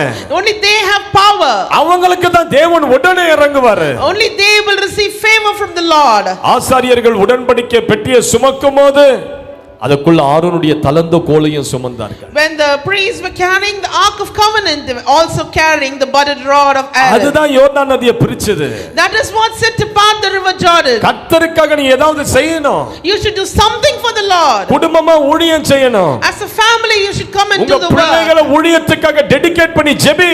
You should dedicate your children for the works of the Lord and pray for them. Hallelujah. Hallelujah. நீங்க ஆண்டவருக்கு உங்க பிள்ளைகளை கொடுத்து பாருங்க, உங்க பிள்ளைங்க ஆசீர்வாதமா இருக்காங்க. If you give your children to the Lord, they will be definitely blessed. தண்ணீரற்ற உலர்ந்த வழியா இஸ்ரவேலர்கள் கடந்து போனார்கள். The Israelites crossed on dry land. ஆண்டவரே என் மகளுக்கு நல்ல ஊழியக்காரன் வரணும்னு ஜெபம் பண்ணு. You should pray that your daughter gets a good ministry doing husband. நீங்க அப்படி கர்த்தருக்கு பிரயோஜனமான ஒரு வாழ்க்கை வாழ்ந்தா, If you do such a useful work of the Lord, அதை விட மேன்மையான ஒரு காரியம் ஒண்ணுமே கிடையாது. there is nothing more glorious than that. Hallelujah. Hallelujah. பல ஆண்டுகளுக்கு முன்பதாக ரஷ்யாவுல ஒரு பெரிய businessman, Many years ago, there was a Russian businessman. அவர் ஒரு கம்யூனிஸ்ட்வாதி. He was a communist. பயங்கரமான கோடியா சம்பாதித்தார். He was earning millions. எந்த பாதையில? தவறான பாதையில. He earned millions in the wrong ways. நிறைய கடத்தல் தொழிலில் ஈடுபட்டார். He was doing a lot of smuggling business. கோடி கணக்கான பணங்களை சம்பாதித்தார். And he earned crores and crores of money. ஒரு நாள் போலீசாரிடத்துல பிடிபட்டார். One day he was caught by the police. போலீசார் அவர்களை அடிச்சு தூக்கி ஜெயில்ல போட்டாங்க. The police beat him very badly and they put him in prison. மரணத்துக்கு எதுவான காயப்படுத்தி அவர் தூக்கி சிறையில போட்டாங்க. He was beaten and he was so close to death. அந்த சிறைச்சாலையில ஒரு சிறு பையனும் அதுல கைதியா இருந்தான். In that prison was a young boy as well. அவன் எதுக்கு அதுல கைதியா வந்தா? Why was he brought to the prison? இயேசுவை மற்றவர்களுக்கு பிரசங்கம் பண்ணதால அவன் தண்டனைக்கு உட்பட்டிருந்தான். He was brought to the prison because he proclaimed the good news of the Lord. அந்த சிறையில் அவர்களுக்கு கொடுக்கப்பட்ட உணவு என்னன்னா, ஒரு கிளாஸ் டம்ளர் தண்ணியும் ஒரே ஒரு பிரெட்டும் தான் கொடுத்தாங்க. And the food that was given in the prison was one glass of water and just one slice of bread. இந்த சிறுவன் என்ன பண்ணான் தெரியுங்களா? You know what this boy did? ரட்சிக்கப்படாத இருக்கிற அந்த மனிதனுடைய பசியை ஆற்ற தன்னுடைய தண்ணீரையும் தனக்கு கொடுக்கப்பட்ட அந்த ஒரு ஸ்லைஸ் பிரெட்டையும் அந்த கம்யூனிஸ்ட் அந்த கைதிக்கு கொடுத்தான். This young boy wanted this person who had not received salvation, the businessman, to be saved, and therefore he sacrificed and gave his bread and water to that businessman. அவனுடைய காயங்களை தன்னுடைய நாவினால நக்கி அதை சுத்தப்படுத்தினான். He licked clean the wounds of that businessman. இயேசுவை குறித்து அந்த சிறுவன் அந்த ஆளுக்கு சொல்லி கொடுத்தான். That young boy talked about Jesus to this businessman. கடைசியாக இவன் சாப்பிடாத இவனுக்கு வயிற்றில பயங்கர அல்சர் வந்து புண்கள் ஏற்பட்டு அந்த மனிதனுடைய கைகளிலே அப்படியே ரத்த வாந்தி எடுத்து தன் ஜீவனை விட்டான். This young boy did not eat anything and therefore he had ulcers in his stomach. and one day he vomited blood into the hands of that businessman and he died there. அந்த சிறுவன் செய்த அந்த ஒரு தியாகம் அந்த மனிதனுடைய இருதயத்தை அசைத்தது. That sacrifice that that young boy did had touched the heart of the businessman. என்னடா என்னுடைய வாழ்க்கையை காப்பாற்ற என் புண்கள் எல்லாம் நக்கி நக்கி சுத்தப்படுத்தி எனக்கு அவனுடைய தண்ணீரையும் பிரெட்டையும் கொடுத்து என் கைகளில் ரத்த வாந்தி எடுத்து செத்து போனானே, இந்த பையன் சொல்லுகிற இந்த இயேசு எவ்வளவு அன்புள்ளவரா இருக்கணும். இயேசுவை தன் சொந்த ரட்சகராய் ஏற்றுக்கொண்டான். கொஞ்ச நாட்கள் இந்த சிறையிலிருந்து விடுவிக்கப்பட்டு ஊழியக்காரனாய் வெளியே வந்தான். This businessman was deeply touched, thinking how great the Lord Jesus should be, that this young boy shows so much of love by licking clean my wounds, and he did sacrifice his blood and water and died on my hands itself and gave his hands to the God. சுவிசேஷத்தை பிரசங்கிக்க விட்டால் எனக்கு ஐயோ, woe unto me if I did not proclaim the gospel. ஆசாரியர்கள் தங்கள் அழைப்பை சுமந்து நின்றார்கள். The priests were carrying their ministry upon their shoulders. நான் சொல்றேன், இந்த ஆலயத்துல யாரும் ஊழியம் செய்யாதங்க இருக்காதீங்க. I tell you, each person here, you should not be without doing the work of God. ஒண்ணு மூட்டை முடிச்ச கட்டிக்கிட்டு வேற சபைக்கு போய்டு. Either you can go to a different church, இங்க இருந்தா ஊழியம் செய், or you can stay here and do ஏன்னா the நீங்க work of தேவனுடைய God. ராஜ்யத்துக்கு பிரயோஜனப்படணும். You should be of some benefit to the kingdom of the நான் Lord. ஞாயிற்றுக்கிழமை மாத்திரம் வந்துட்டு போவனா இது உன்னுடைய கடைசி ஞாயிறா இருக்கட்டும். If you want to just come on Sundays, I think this should be the last Sunday you're ஒரு coming here. விசுவாசிக்கு 3 வருஷம் தான் time. A believer has only 3 years time. 3 வருஷத்துக்குள்ள நீங்க பயிற்சி எடுத்து ஊழியம் செய்து சபையை விட்டு வெளியே போய்டணும். Within 3 years you should be trained in Bible and you should get out of the church. கர்த்தருக்காக அக்கினி ஜுவாலையா போய் எழும்பி பிரகாசிக்கணும். And you should be ablaze for the Lord Jesus Christ. நீங்க 10-15 வருஷம் சபையில உட்கார்ந்து நீங்க பிரயோஜனப்படாத இருப்பீங்கன்னா நீங்க உங்க வாழ்க்கையை வேஸ்ட் பண்ணிட்டு இருக்கீங்கன்னு அர்த்தம். For many years if you're coming to the church and still of no use, then you're wasting your life. ஆண்டவர் ஒவ்வொரு விசுவாசிக்கு கொடுக்கிற டைம் டியூரேஷன் 3 வருஷம் தான். The Lord gives only 3 years time for each believer. 3 வருஷத்துக்கு நீ பைபிளை பலமுறை முடிச்சு உபவாசிச்சு ஆண்டவர்கிட்ட அழுது மன்றாடி வல்லம வரங்களை பெற்றுக்கொண்டு நீ எழும்பாத பட்சத்துல நீ உன் கிறிஸ்தவ ஜீவியத்துல விளையாட்டு காட்டி கொண்டிருக்கிறன்னு அர்த்தம். Within the 3 years span, you should go through the Bible multiple times and you should start praying and you should start proclaiming the word of the Lord. And if you don't do that, you are playing with your Christian life. இதனால தான் இந்திய தேசத்துல சாபம் மாறாம இருக்குது. That is why the curse in our nation is not gone away. நான் சொல்றேன், உங்களுக்கு நேரத்தை குறிச்சு ஜெபிக்க ஆரம்பிங்க. You should set your time and start praying. ஆண்டவரே என்ன பயன்படுத்துங்க, இல்லனா என்ன கொன்னுடுங்கன்னு சொல்லி ஜெபம் பண்ணுங்க. You should pray and ask the Lord to use you or kill you. எப்படியாவது ஏதாவது செய்து எனக்கு ஒரு வரத்தையாவது கொடுத்து என்ன அக்கினி ஜுவாலையா பயன்படுத்துங்கன்னு ஜெபம் பண்ணு. You should tell the Lord to give you any one gift and make use of you. உன் பிள்ளைகள் மேல ஊழிய அழைப்பை கொண்டு வா. You should bring the calling of the Lord into your children. உன் பிள்ளைங்க கிட்ட தேவ ராஜ்யத்தை கட்டுவதை குறித்து பேசிக்கிட்டே இரு. You should keep talking to your children about building the kingdom of the Lord. உற்சாகப்படுத்தி உங்க பிள்ளைகளை தள்ளுங்க ஊழியத்துல. You should push your children to do the work of the Lord. அதுதாங்க உங்க குடும்பத்துக்கு ஆசீர்வாதம். That will be a great blessing for you. அதுதான் உங்க சந்ததிக்கு ஆசீர்வாதம். That will be a blessing for your generation. ஹalleluya சொல்லுங்க பாருங்க. Hallelujah. ஹalleluya. Hallelujah. ஆரோனுடைய தலந்தக்கோல் ஊழிய அழைப்பிற்கு அடையாளம். The budded rod of Aaron was a symbol of the calling for ministry. அது மாத்திரமல்ல, உடன்படிக்கை பெட்டிக்குள்ள கற்பலகைகள் இருந்தது. Not only that, there were tablets that were inside the Ark of Covenant. கற்பலகைகள் தேவனுடைய வார்த்தைக்கு அடையாளம்.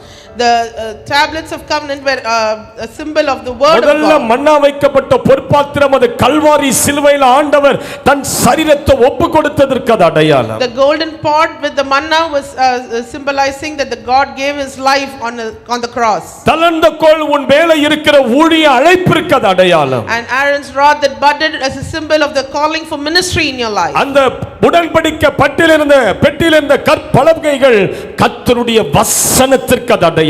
And the tablets of covenant in the ark were symbolizing the word of God. அந்த உடன்படிக்கை பெட்டியை தூக்கி தோளிலே சுமப்பது என்பது தன்னுடைய வாழ்க்கையில கர்த்தருடைய வார்த்தைக்கு முதலிடம் கொடுப்பதற்கு அது அடையாளமாய் காணப்பட்டது. And carrying that ark on their shoulder symbolizes prioritizing the word of God in their life. ஏசாயா 66:2 சொல்லுகிறது, என் வசனத்துக்கு நடுங்குகிறவனை நான் நோக்கி பார்ப்பேன். In Isaiah 66:2 we see as the Lord looks into the ones who are trembling for the word of God. நான் சில நேரங்கள் சொல்லுகிற பிரசங்கங்கள் உங்க இருதயத்தை காயப்படுத்துற மாதிரி இருக்கும். Sometimes my sermons may wound your heart. என்னடா பாஸ்டர் இப்படி பேசுறாரு? Why is pastor talking like this? நான் சொல்றேன் அது உன்னை ஆசீர்வதிக்க. Those words will bless you. உங்ககிட்ட இருந்து நான் பணத்தை பொருளை கேட்கலையே. I'm not asking you for money. உங்ககிட்ட இருந்து மரியாதையை கேட்கலையே. I'm not asking you for honor. கர்த்தருக்காக எழும்புன்னு சொல்லி தான் உங்களை உற்சாகப்படுத்துறேன். I'm asking you to rise up for the Lord. கர்த்தருக்காக அக்கினி ஜுவாலையா மாறுன்னு சொல்லில உங்ககிட்ட பிரசங்கம் I'm asking பண்றேன். you to set yourself ablaze for the Lord. ஹalleluya ன்னு சொல்லுங்க பார்ப்போம். Hallelujah. ஹalleluya. பல ஆண்டுகளுக்கு முன்பதாக டெல்லியில வாழ்ந்து கொண்டிருந்த ஒரு குடும்பம். There was a family who were living in Delhi. ஒரு சிறுவன் அந்த வீட்டில இருந்தான். There was a young boy in the house. அவன் படிப்புல ரொம்ப மக்கு plastering. That boy was very poor in academics. படிப்பு ஏறல. He was not a bright student. படிப்பு ஏறாததனால தன் தகப்பனார் அடிக்கடி அவனை அடித்து துன்புறுத்திக் கொண்டே இருந்தார். Because he was not good in academics, his father used to beat him very badly. அவனால படிக்க முடியல. He was not able to study. ஒரு நாள் அவனால வெட்க அவமானம் தாங்கல. He was not able to bear the humiliation. ஒரு பக்கம் அப்பா அடிச்சு நொறுக்குறாரு. On one hand his father was beating him இன்னொரு badly. பக்கம் படிப்பு ஏறல. On the other hand he was not able to study well. மடமடமடன்னு போனா பூச்சிக்கொல்லி மருந்து எடுத்து குடிச்சிட்டான். He went and drank some pesticides. ஹாஸ்பிடல்ல கொண்டு போய் அட்மிட் செய்தார்கள். They admitted him in the hospital. ஐசியூல அட்மிட் செய்தார்கள். He was in the ICU. சாகர நிலைமையில இருந்தான். He was on the verge of death. பல நாட்கள் ஐசியூல உயிருக்கு போராடி கொண்டிருந்தான். For many days he was in the ICU. அந்த நேரத்துல தான் அவனை பார்க்க ஃப்ரெட் டேவிட் என்று சொல்லக்கூடிய ஒரு மனுஷன் அந்த வாலிபனை சந்தித்து ஜெபிக்கும்படியாய் போயிருந்தார். That is when a person called Fred David had gone to meet him in the hospital. அவனை பார்த்துவிட்டு அந்த ஐசியூல சிரித்த முகத்தோடு அவங்கிட்ட ஒரு பைபிள் எடுத்து கையில கொடுத்தார். He went to him and gave him a Bible with a smiling face. அந்த பைபிள் எடுத்து கையில கொடுக்கும்போது அவனால கையை தூக்கி கூட அந்த பைபிளை வாங்க முடியாத அளவு பலவீனம். The boy was not able to even lift his hand and get the Bible. He was so weak. அந்த சிறுவனுடைய தாய் அந்த ஃப்ரெட் டேவிட்டை பார்த்து இவ்வாறு சொன்னார்கள். The mother of the boy called Fred David and said like this. Sir, please leave the ICU. My son is in critical stage. The mother said, please leave the ICU because my son is in a critical stage. என் மகன் ரொம்ப ஆபத்தான சூழ்நிலையில் இருக்கிறான், வெளியேறுங்கள். Leave the place because my son is critical. அந்த Fred அவர்களை பார்த்து சொன்னார்கள். Fred looked at him and said, This is more important in this condition. இதுதான் ரொம்ப முக்கியம் இந்த நிலைமையில. This Bible is more important for him in this condition. இந்த வேதாகமம் அவனுக்கு ரொம்ப முக்கியம் இந்த நிலைமையில. இந்த ஆபத்தான சூழ்நிலையில இந்த பைபிள் அவனுக்கு ரொம்ப முக்கியம் என்று சொன்னார். This Bible is very critical for him in this dangerous situation. இந்த பைபிளை யோவான் 14வது அதிகாரத்துக்கு திருப்பினார். And he turned to John chapter 14. 6ஆம் வசனத்திலிருந்து 19வது வசனம் வரைக்கும் அந்த வாலிபனுக்கு அந்த வசனத்தை வாசித்து காண்பித்தார். And he read from chapter verse 6 to 19. 19வது வசனம் இவ்வாறு சொல்லுகிறது. Verse 19 said like this. நான் பிழைத்திருக்கிறபடியால் நீங்களும் பிழைத்திருப்பீர்கள். And it said, because I am alive you shall live as well. Because I live you shall also live. Because I live you shall also live. நான் பிழைத்திருக்கிறபடியால் நீங்களும் பிழைப்பீர்கள். Because I live you shall also live. இந்த ஒரு வசனம் அந்த வாலிபனுடைய இருதயத்தை அசைத்தது. This one word shook the heart of that boy. ஆண்டவருக்கு அந்த வாலிபன் தன் வாழ்க்கையை ஒப்புக்கொடுத்தான். That young boy committed his life to the Lord. ஆண்டவர் அந்த வாலிபனை ஞானத்தால் நிரப்பினார். The Lord filled the boy with wisdom. கிட்டத்தட்ட 70 தேசங்களுக்கு அந்த வாலிபனை ஆண்டவர் எடுத்து பயன்படுத்தினார். The Lord took him across to 70 different nations. அந்த வாலிபன் தான் Ravi Zakariya. His name was Ravi Zachariah. 70 தேசங்களிலே கர்த்தருடைய வார்த்தையை ஞானத்தோடு பிரசங்கித்த மனுஷன். For 70 different countries he went and preached the Lord. 21ஆம் நூற்றாண்டின் brilliant preacher என்கிற பட்டம் பெற்றவர். He received the title the brilliant preacher of the 21st ஞானமான century. பிரசங்கி என்கிற பட்டத்தை பெற்றவர். 21ஆம் நூற்றாண்டின் ஞானமான பிரசங்கி என்று பட்டம் கொடுத்தார். He received the title the most wise preacher of the century. ஒரு காலத்துல மக்கு Or once he was a fool. அப்பா கிட்ட அடி வாங்கி நொறுக்கப்பட்ட மக்கு. Once he was beaten very badly by his father. அப்படிப்பட்ட மக்கானவனை இந்த கர்த்தருடைய வசனம் ஞானியா மாத்திடுச்சு. But such a foolish person was made wise by this word. வேதையை ஞானியா மாற்றுகிற வல்லமை கர்த்தருடைய வசனத்துக்கு உண்டு. The word of God has the power to change the fool into wise. ஆத்துமாக்களை உயிர்ப்பிக்கிற வல்லமை கர்த்தருடைய வசனத்துக்கு உண்டு. It has the power to bring life into the soul. உடன்படிக்கை பெட்டி பெட்டியை சுமப்பது என்பது கர்த்தருடைய வார்த்தையை நீ மேன்மைப்படுத்துவதற்கு அது அடையாளமாய் Carrying காணப்படுகிறது. the ark of the Lord symbolizes glorifying the word of God in your life. வெளிப்படுத்தல் 1:3 சொல்லுகிறது, In Revelation 1:3 we இந்த see, தீர்க்க தரிசன வசனங்களை வாசிக்கிறவனும் கேட்கிறவர்களும் இதில் எழுதியிருக்கிறவைகளை கைக்கொள்ளுகிறவர்களும் பாக்கியவான்கள். blessed is the one who reads aloud the words of this prophecy, and blessed are those who hear it and take it to heart what is written in இந்த it. பைபிளுக்குள்ள தான் உன் எதிர்கால திருமண கணவன் அடங்கி இருக்கிறார். The Bible bears the future husband of உன் you. எதிர்கால மனைவி அடங்கி இருக்கிறார். Your future wife is also உன் inside எதிர்கால this தொழில் Bible. அடங்கி இருக்கிறது. Your future business is உன் inside this வாழ்க்கைக்கான Bible. சகல ஆசீர்வாதங்களும் இதுக்குள்ள கர்த்தர் வைத்திருக்கிறார். All the blessings of your life are inside this Bible. Hallelujah. Hallelujah. நீ அந்த உடன்படிக்கை பெட்டியை சுமப்பது என்பது கர்த்தருடைய வசனத்துக்கு மேன்மை, கர்த்தருடைய வசனத்துக்கு முதலிடம் கொடுப்பதற்கு அது அடையாளம். Bearing the word of God in your life is symbolizing the glory that you put to the word of God, priority that you give for his word. சங்கீதம் 119 165 சொல்லுகிறது, In Psalm 119 165 உம்முடைய we see, வேதத்தை நேசிக்கிறவர்களுக்கு மிகுந்த சமாதானம் உண்டு. there is great peace to those who love the word of God, அவர்களுக்கு இடறல் இல்லை. and they shall not part ways. College படித்து கொண்டிருந்த நாட்களிலே When I was in my college, அந்த பல்லவரம் ரயில்வே ஸ்டேஷன் மேலே ஏறி அந்த பிரிட்ஜ் வழியா அப்படி இறங்கி தான் அந்த ரோட்டுக்கு போகணும். we should cross over the Pallavaram bridge to go to the station. அப்போ ஒவ்வொரு முறை அந்த பிரிட்ஜை தாண்டி போகும்போது அதுல ஒரு வயதான ஒரு அம்மா உட்கார்ந்து ஒரு பெரிய புத்தகத்தை வாசிச்சிட்டு இருப்பாங்க.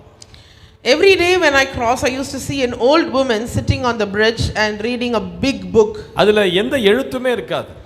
I couldn't see very legible writings there. Dot tata இருக்கும். It will be in dots. பெரிய புத்தகமா இருந்தது அது. It was a big book. காலையில போகும்போது பாப்பா அந்த அம்மா அப்படியே கையை வச்சு தடவிக்கிட்டே இருப்பாங்க. When I go in the morning, I used to see her just rubbing across those dots. Evening வரும்போது பாப்பா கையை வச்சு தடவிக்கிட்டே இருப்பாங்க. Evening when I used to come, I used to see her again rubbing across ஒரு those மாதம் dots. அவர்களை நான் அப்படிதான் பார்த்துக்கிட்டு இருந்தேன். For 1 month, I saw her doing that. ஒரு நாள் என்னதான் இவங்க வாசிக்கிறாங்க, One day I wanted to know what she was reading. என்ன புத்தகம் இது, இந்த அம்மா இதையே தடவிக்கிட்டே இருக்கிறாங்க. I was curious to find out what she was reading because ஒரு she நாள் was அந்த just அம்மாவுக்கு கொஞ்சம் rubbing. காசு கொஞ்சம் கையில ஒரு 20 ரூபாய் எடுத்து அந்த அம்மா கையில கொடுத்துட்டு, One day I gave her 20 rupees and அம்மா said, இந்த புத்தகத்தை தடவிக்கிட்டே இருக்கீங்களா, என்ன புத்தகமா அதுன்னு கேட்டேன். I told her, you are rubbing across this book. What book is this? அந்த அம்மா சிரிச்சுக்கிட்டே சொன்னாங்க, கண்ணு தெரியாத அம்மா, ஐயா இதுதான் Bible. She was rubbing her, she smiled and she said, this is Bible. இதுதான் Bible. She said, this is Bible. இதுதான் சாமி எனக்கு சோறு போடுது. She said, this is what feeds me. எனக்கு கண்ணு தெரியாது, இதுதான் எனக்கு ஆறுதல். She said, I'm blind and this is my எனக்கு இந்த comfort. பூமியை பார்க்க முடியாது, ஆனா அந்த பைபிளை தடவும் போது என் மகிமையின் ராஜாவை நான் பார்க்கிறேன், She said, தேவனுடைய சிங்காசனத்தை நான் பார்க்கிறேன். She said, I cannot see the world, but when I go through the Bible, I see the glorious Father and I see His presence. அந்த அம்மா சொல்றாங்க, இதுதான் என் வாழ்க்கை. She said, this is my life. ஒரு கண் பார்வை தெரியாத அம்மா She was a blind woman. இரவும் பகலும் உட்கார்ந்து அந்த பைபிளை தடவி தடவி தடவி வாசித்துக் கொண்டிருக்கிறார். She was rubbing across the Bible and reading ஆண்டவர் the உனக்கு நல்ல Bible. கண்களை கொடுத்திருக்கிறார். The Lord has given you good eyesight. கண்கள் வேதாகமத்தை எவ்வளவு வாசிக்க வேண்டும், How much you should be reading the வசனத்துக்கு Bible. நீ எவ்வளவு முக்கியத்துவம் கொடுக்க வேண்டும். How much importance you should be giving for the யார் word. வசனத்துக்கு முக்கியத்துவம் கொடுக்கிறார்களோ Whoever gives importance to the அவங்க word, காலடிக்கு தான் யோர்தான் பிரிந்து ஓடும். Jordan will be separated for their footstep. அவர் அல்லேலூயான்னு சொல்லுங்க பாருங்க. Hallelujah. ஹalleluya. Hallelujah. சொல்லுங்க, யோர்தான் பிரிந்து ஓட For Jordan to be separated, உடன்படிக்கை பெட்டியை தூக்கு. you should carry the Ark of பக்கத்துல Covenant. பார்த்து சொல்லுங்க, பெட்டியை தூக்கு இன்னைக்கு. You should ask the next person to carry the Ark. இயேசுவின் இரத்தத்தை உன் தலைமையில தூக்கு. You should carry the blood of the Lord Jesus before ஊழிய your அழைப்பை head. பெற்று எழும்பு. You should receive the calling for ministry and கர்த்தருடைய rise up. வசனத்தை வாசித்து பலன் கொண்டு எழும்பு. You should read the word of God, be strengthened by அதுல it. தான் கர்த்தருடைய பிரசன்னம் வெளிப்படும். Because the presence of the Lord is revealed in இந்த it. மூன்று காரியம் தான் தேவனுடைய மகிமையை உன் வாழ்க்கையில கொண்டு வரும். All these three things will bring the presence of the Lord into your life. இத சுமக்கிற மனிதன் கால் வைக்கும்போது யோர்தான் நதிக்கு தெரியும், இது சாதாரண கால்கள் அல்ல, இது பிரசன்னத்தை சுமக்கிற கால்கள். யோர்தான் விலகி ஓடும். The river Jordan knows when you set such a person sets foot, that this is not an ordinary person, this is a person that carries the presence of the Lord. Hallelujah. Hallelujah. எத்தனை பேருக்கு புரியுது நான் சொல்றது? தேவ பிரசன்னத்தை சுமக்கிற கால்கள் தான் மகிமை நிறைந்த கால்கள். The foot that is carrying the presence of the Lord are glorious feet. இரண்டாவது, The second one, இது முதல் சம்பவம். the first incident. யோர்தான் பிரிந்த முதல் சம்பவம். This is the first incident that where the உடன்படிக்கை Jordan பெட்டியை was separated. சுமந்து யோர்தானை பிரித்து நடந்து சென்றார்கள். They carried the ark of covenant and separated the Jordan and walked on dry land. அதே நேரத்தில் The same way, யோர்தான் நதியை பிரிக்கக்கூடிய இரண்டாவது ஒரு காரியம், there is another thing that can separate the Jordan. பரிசுத்த ஆவியின் அபிஷேகம் உன் மேல வர The வேண்டும். anointing of the Holy Spirit. Hallelujah. Hallelujah. எலியாவும் எலிசாவும் யோர்தானை கடக்க வேண்டியதா இருந்தது. Elijah and Elisha had to cross over Jordan. 2 ராஜாக்கள் 2:13 எடுத்து வாசிப்போம். In 2 Kings chapter 2 verse 13. 2 ராஜாக்கள் 2:13-14. 2 Kings chapter 2 verse 13 and 14.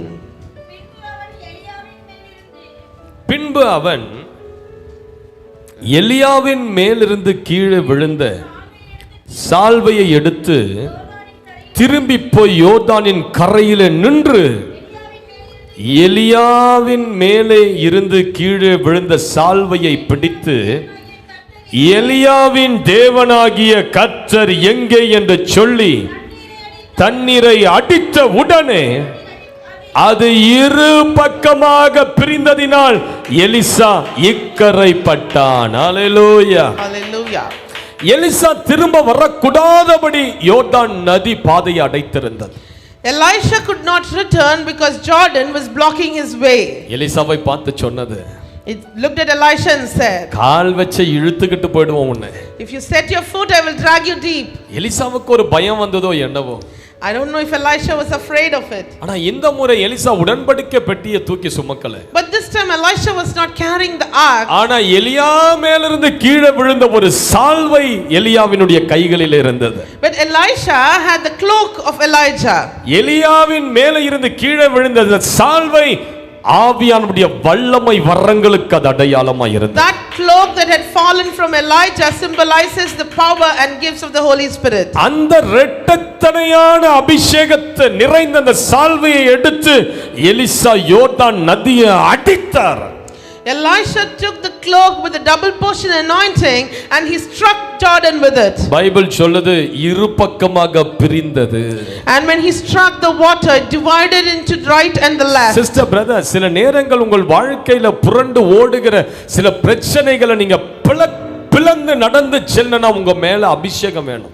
Sometimes if you want to cross over certain problems that are running across in your life, you need anointing. உங்க மேல தேவனுடைய வல்லமை வேணும். You need the power of the Lord. வல்லமில்லாத சில பிரச்சனைகள் உங்களுக்கு வழி விடாது. Without power there will be certain problems that will not set your way. இதனால தான் ஆண்டவர் தன் சீஷர்களை பார்த்து என்ன சொல்றார், நீங்க போய் ஊழியம் செய்யுங்க உற்சாகப்படுத்துவதற்கு முன்பதாக எருசலேமில் காத்திருங்கள் என்று கட்டளையிட்டார். That is why the Lord asked the people to wait in Jerusalem before they go and do the work of the Lord. சில வரங்கள் உங்க மேல இறங்கினாதான் பாதைகள் கிடைக்கும். Only if you receive certain gifts there will be paths that are opening up for சில you. வாசல்கள் உங்களுக்கு திறக்கப்படும். Certain gates will be opened. Elisha அந்த அபிஷேகத்தை அதிகாரத்தோடு எடுத்து பயன்படுத்தினார். Elisha used that power with authority. 120 பேர் மேல் மாடியில கூடி ஜெபித்தார்கள். ஆவியானவர் அக்கினிமயமான நாவுகளாய் இறங்கினார். 120 people were gathered in the upper room and the Holy Spirit descended upon them as tongues of fire. அதுக்கு பிறகு பாருங்க என்ன நடந்தது. And what happened after that? எருசலேமில் ஒரு எழுப்புதல் அக்கினி பற்றி எரிய There was ஆரம்பித்தது. revival across Jerusalem. யூதேயா தேசம் முழுவதிலும் அக்கினி நதி பற்றி எரிய There ஆரம்பித்தது. was a river of fire across the whole of Judea. இயேசு கிறிஸ்துவர்களை பார்த்து ஜனங்க என்ன சொன்னாங்க, உலகத்தை கலக்குகிறவர்கள் என்று பேச ஆரம்பித்தார்கள். People started seeing the Christians and telling they were people who were stunning the world. இந்த சபையில் இருக்கிற ஒவ்வொருவருக்குள்ளேயும் ஆவியானுடைய ஒரு வரமாவது கிரியை செய்யணும். The people in this world, in this church should have at least one gift of the Holy Spirit. சில ஆண்டுகளுக்கு முன்பதாக பெர்னார்ட் பிளெஸிங் என்று சொல்லக்கூடிய ஒரு ஊழியக்காரர், Few years ago, a person called Bernard Blessing. கிட்டத்தட்ட 5000க்கு மேற்பட்ட அனாதை பிள்ளைகளை எடுத்து பராமரித்துக் கொண்டிருந்தார். He was raising nearly 5,000 orphan children. ஒரு நாள் அவருக்கு ஒரு பெரிய தேவை வந்ததா. One day he had a great need. தன்னுடைய பிள்ளைகளுக்கு கொடுக்கக்கூடிய ஒரு பெரிய தேவை வந்தது. He had a need to give for his children. என்ன செய்வதுன்னு தெரியல. He did not know what to do. வெளி தேசத்துக்கு ஊழியத்துக்கு ஃளைட்ல கடந்து போயிட்டார். He went to a foreign country in flight. பக்கத்துல உட்கார்ந்து இருக்கிற ஒரு அம்மாவை பார்த்து திடீரென்று ஒரு தீர்க்க தரிசனம் சொன்னார். He saw the woman right next to him and gave her a prophetic word. Accurate இருந்தது அந்த தீர்க்க தரிசனம். It was a very accurate prophecy. தூக்கி வாரி போட்டது அந்த பெண்மணிக்கு. That lady was shocked when she heard the prophecy. முன்ன பின்ன பார்க்காத அந்த நபர் என் வாழ்க்கையில நடந்த காரியங்களை எப்படி இவ்வளவு தீர்க்க தரிசனமா அடிச்சார்.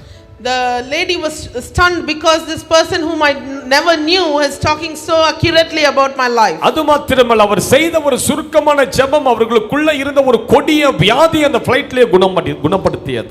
That small powerful prayer that he did also cured this lady of a sickness that she had. அவர் ஜெபம் பண்ணிட்டு அவர் படுத்து தூங்கிட்டார். He prayed and he went to sleep. Flight வந்து இறங்கிடுச்சு. The flight landed. இவர் பாட்ன பேக் எல்லாம் எடுத்துட்டு ட்ராலி எல்லாம் எடுத்துக்கிட்டு போயிட்டே இருக்காரு. He took his bags and his trolley and he was going away. பெண்மணி பின்னாடி ஓடி வந்தா. This lady came running. இவரை நிறுத்திட்டு டக்குன்னு ஒரு செக் எடுத்து எழுதினா. She stopped Bernard Blessing and she wrote him a check. அந்த செக்கை திறந்து பார்த்தா when he saw the check, அப்படி 5000 பிள்ளைகளுக்கு ஒரு வருஷத்துக்கான தேவை அந்த செக்ல பூர்த்தி செய்யப்பட்டிருந்தது. The check was able to fulfill the needs of all the 5000 children for 1 year. ஒரு சின்ன வரம். It was a very small power. ஒரு வரம் செயல்படும் போது when one gift ஆண்டவர் உங்களுக்கு விசாலமான கதவுகளை திறப்பார். the Lord will open wide doors you for will you. become a wanted person. நீங்க தேவையுள்ள ஒரு மனிதரா மாறி விடுவீங்க. உங்களை எல்லாம் ஜனங்க தேடி வருவாங்க. People will start coming in search of ஒரு வரம் உங்களுக்குள்ள கிரியை செய்யட்டுமே. let one gift manifest in your life. ஜனங்க தேடி தேடி உங்களை சுத்து போடுவாங்க. People will come in search of you. எங்க போனாலும் தேனீக்களை போல உங்களை சூழ்ந்து கொள்ளுவாங்க. wherever you go people will come around you. இந்த உலகம் எதிர்பார்க்கிற மனிதர்கள் எப்படிப்பட்ட மனிதர்கள்? what kind of people is the world looking forward? அபிஷேகம் நிறைந்த மனிதர்களை ஜனங்கள் எதிர்பார்த்து கொண்டிருக்கிறார்கள். people are looking forward for anointed people. தேவனுடைய வரங்களால் நிறைந்த மனிதர்களை ஜனங்கள் எதிர்பார்த்து கொண்டிருக்கிறார்கள். people are expecting people gift with the gifts of the Holy Spirit. hallelujah hallelujah. நீங்க IAS இருந்தீங்கன்னா அந்த இந்தியாவுக்கு மட்டும் தான் பிரயோஜனமா இருப்பீங்க. if you are an IAS officer you will be beneficial to India. ஒரு குறிப்பிட்ட எல்லைக்கு தான் பிரயோஜனமா இருப்பீங்க. you will be beneficial for a நீ particular ஊழியக்காரனா அந்த உலகத்துக்கே பிரயோஜனமா இருப்ப. but if you are a man of God you will be beneficial for the whole world. உனக்குள்ள இருக்கிற ஒரு வரம் உலகத்தை அசைக்க கூடியதா இருக்கு. one gift that is in you will be beneficial for the whole world. ஆண்டவர்ட்ட மன்றாடி ஜெபிங்க. you should plead to the Lord and pray. எனக்கு தரிசனங்களை பார்க்கிற கிருபையை தாங்கன்னு கேளுங்க. you should ask the Lord for the gift of visions. எனக்கு தீர்க்க தரிசனம் உரைக்கிற வல்லமையை தாங்கன்னு கேளுங்க. you should ask the Lord for the gift of prophecy. சுகமாக்குற வரங்களை தாங்கன்னு கேளுங்க. you should ask the Lord for the gift of healing. America தேசத்துல டாட் ஒயிட் என்று சொல்லக்கூடிய ஒரு தேவ மனிதன் ஆண்டவர் வல்லமையாய் பயன்படுத்தி கொண்டிருக்கிறார். the Lord is using a man of God in America called Todd White. அவர் ஒரு street healer.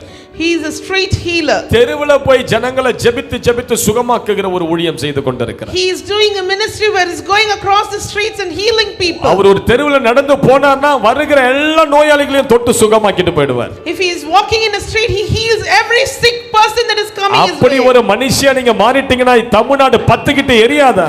if you become such a person what Tamil Nadu will receive the fire. தமிழ்நாட்டுல வியாதிகளுக்கு இடம் இருக்காது. there will be no place for sickness in Tamil Nadu. அவருடைய சாட்சியை நான் படித்துக் கொண்டிருந்தேன். I was reading his testimony.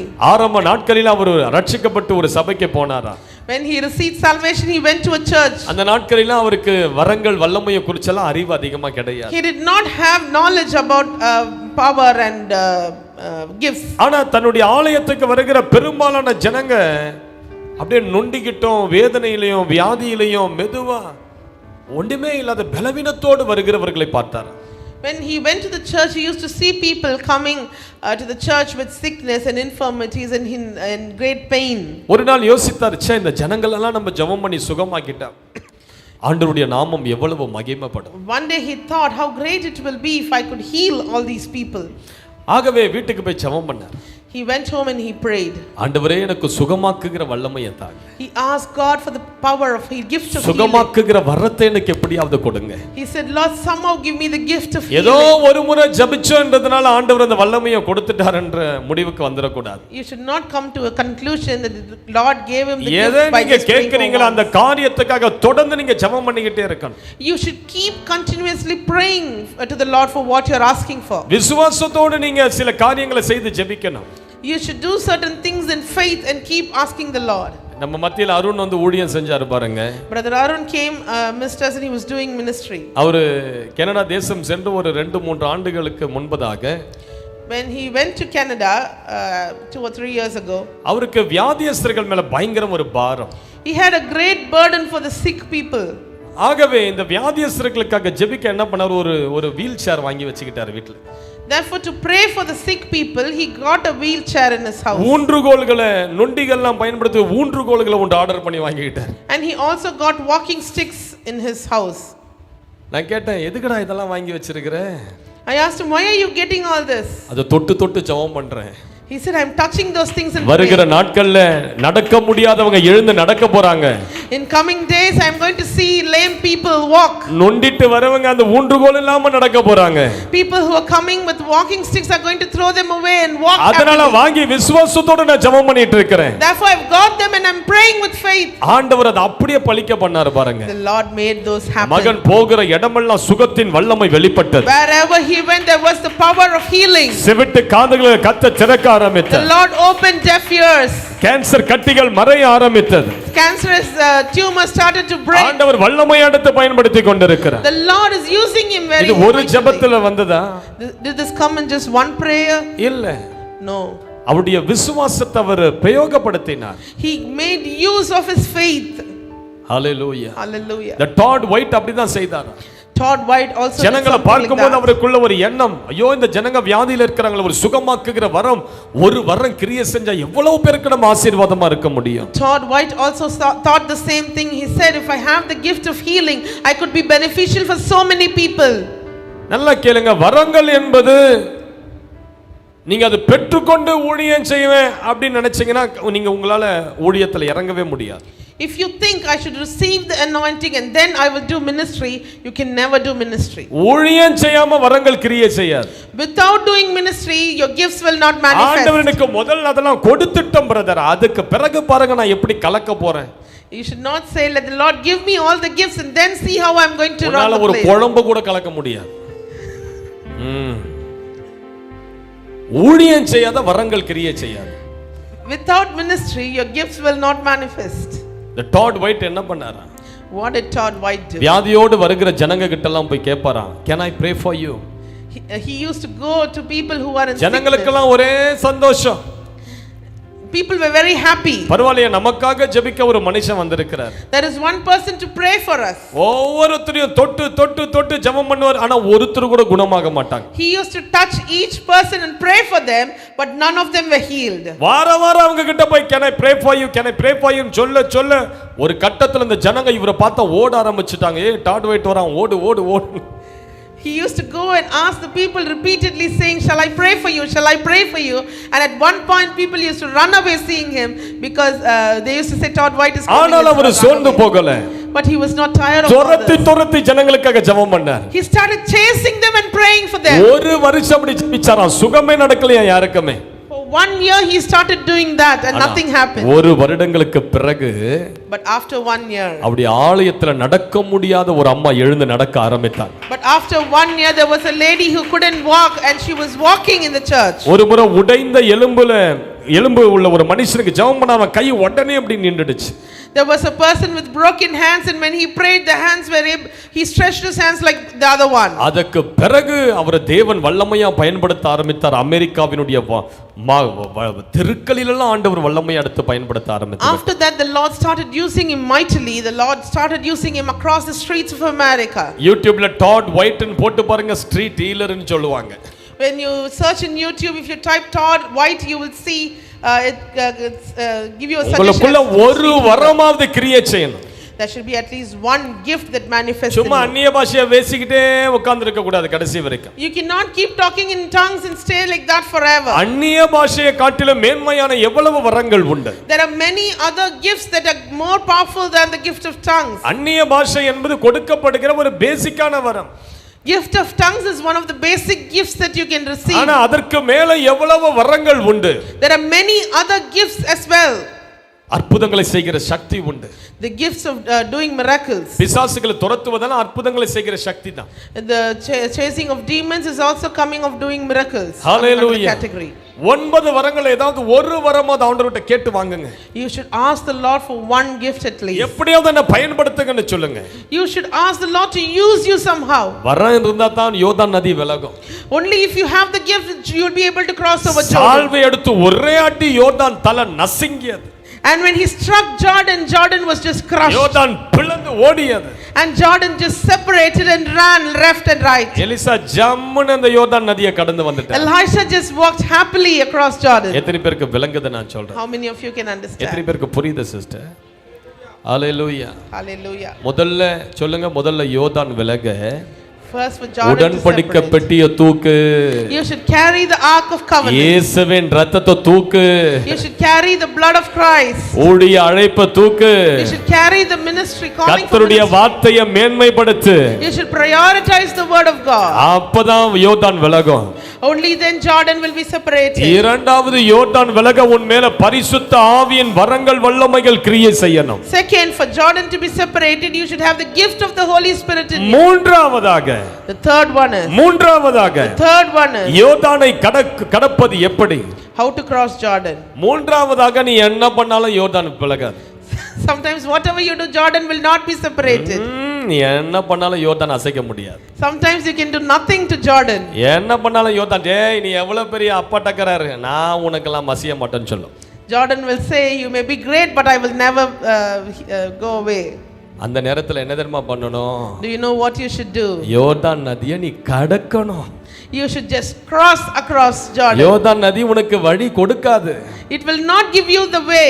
அந்த நதியின் மத்தியில நீ கடந்து செல்லணும். You should just walk across Jordan. எடுத்து வாசிங்க 2 சாமுவேல் 17:22. 2 Samuel chapter 17 verse 22. அப்பொழுது தாவீதும் அவனோடு இருந்த சகல ஜனங்களும் எழுந்து யோர்தானை கடந்து போனார்கள்.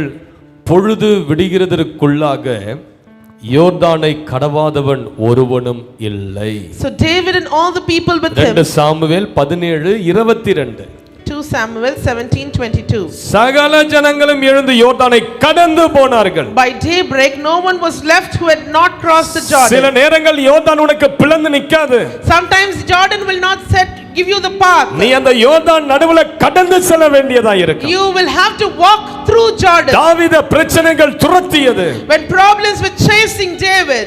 ஆண்டவர் சில நேரங்களில் உன்னை பிரச்சனையின் மத்தியில நடக்க பண்ணுவார். Sometimes the Lord will make you walk in the path of problems. அந்த பலவீனத்தின் மத்தியில் கர்த்தர் உன்னை நடத்தி செல்வார். The Lord will make you walk in the path of weakness. உன்னை சூழ்நிலைகளை எதிர்த்து நெருக்கிற மத்தியில் ஆண்டவர் உன்னை அழகா நடத்தி கொண்டு செல்வார். There will be problems and situations that are troubling you, but the Lord will lead you. Hallelujah. Hallelujah. சில நேரங்கள் ஆண்டவர் அப்படியே பாதையெல்லாம் திறந்து ஒட்டச்சு சூப்பர் அப்படி அந்த மாதிரி சூப்பர் வழியெல்லாம் வைக்க மாட்டார். Sometimes the Lord will not break open the paths and give you a super way.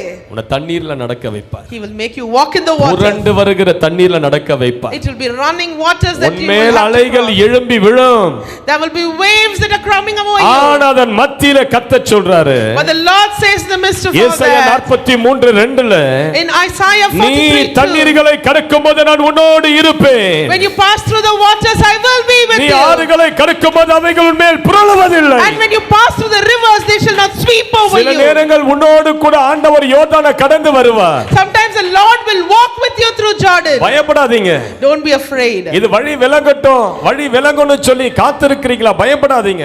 You are waiting for it to set your way, give way for you. Don't fear. ஆண்டவர் அந்த பிரச்சனைகள் மத்தியில நடத்தி உன்னை ஜெயத்துக்கு கொண்டு செல்வார். Sometimes the Lord will make you walk through those problems into அவைகள் victory. மத்தியில நீங்க நடக்கும்போது அவைகள் உங்களை டச் பண்ணவே முடியாது. When you walk through the problems they cannot touch you. Pastor நான் கடன் என்கிற யோர்தானை கடந்து கொண்டிருக்கிறேன். Pastor, I'm walking through the depths of Jordan. Jordan. வியாதி என்கிற யோர்தானை கடந்து கொண்டிருக்கிறேன். I'm walking through the Jordan called sickness. குடும்பத்திலே பிரச்சனைகள் என்கிற யோர்தானை கடந்து கொண்டிருக்கிறேன். I'm walking through the Jordan called நான் family சொல்றேன், problems. பயப்படாதீங்க.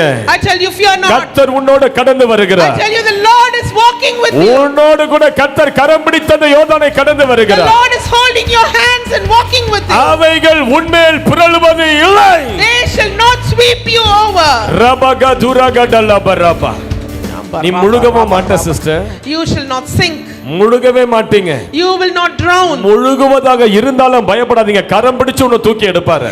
Even if you think you're going to drown, the Lord will set your hand. பேதுருவை கரம் பிடிச்சு தூக்கி எடுத்தார்ல. The Lord lifted Peter. நீ முழுக மாட்ட.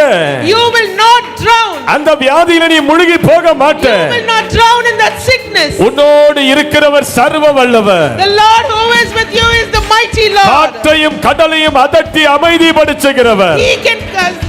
He calms the wind and பொங்கி எழும்புகிற கடலின் மேல் நடந்து செல்லுகிறவர். He walks over the oceans. உன்னை விட்டுருவாரா? Will he forsake you? பயப்படாதீங்க. Do not fear. யோர்தான் நதிக்குள்ளேயே நீங்க பூந்து வருவீங்க. You will walk through that Jordan. Hallelujah. Hallelujah. Hallelujah. Hallelujah. சில நேரங்கள் கர்த்தர் அனுமதிப்பார். Sometimes the Lord will let that happen. மரண இருளின் பள்ளத்தாக்குல நடக்க அனுமதிப்பார். The Lord will let you walk through the valley of ஆனா மரணம் உங்களை மேற்கொள்ள நினைக்கிறீங்க. But you think death will overtake உங்க you. தலையில இருக்கிற ஒரு மயிரை கூட பிடுங்காது. Death cannot even pluck a hair from your head. கண்ணீரின் பள்ளத்தாக்க நடக்க ஆண்டவர் அனுமதிப்பார். The Lord will let you walk in the valley of அந்த tears. கண்ணீரின் பள்ளத்தாக்கு உங்களுக்கு நீரூற்றாய் மாறிவிடும். That will become a spring for your life. உபத்திரவத்தின் குகையில நீங்க நடப்பீங்க. You will walk through the problems, dens of problems. நீங்க வெளியே வரும்போது ஜுவாலிக்கிற பொன்ன போல விளங்க ஆரம்பிப்பீங்க. But when you come out, you will glitter like gold. ரகலம கஷேட்டே. கர்த்தர் நல்லவர்.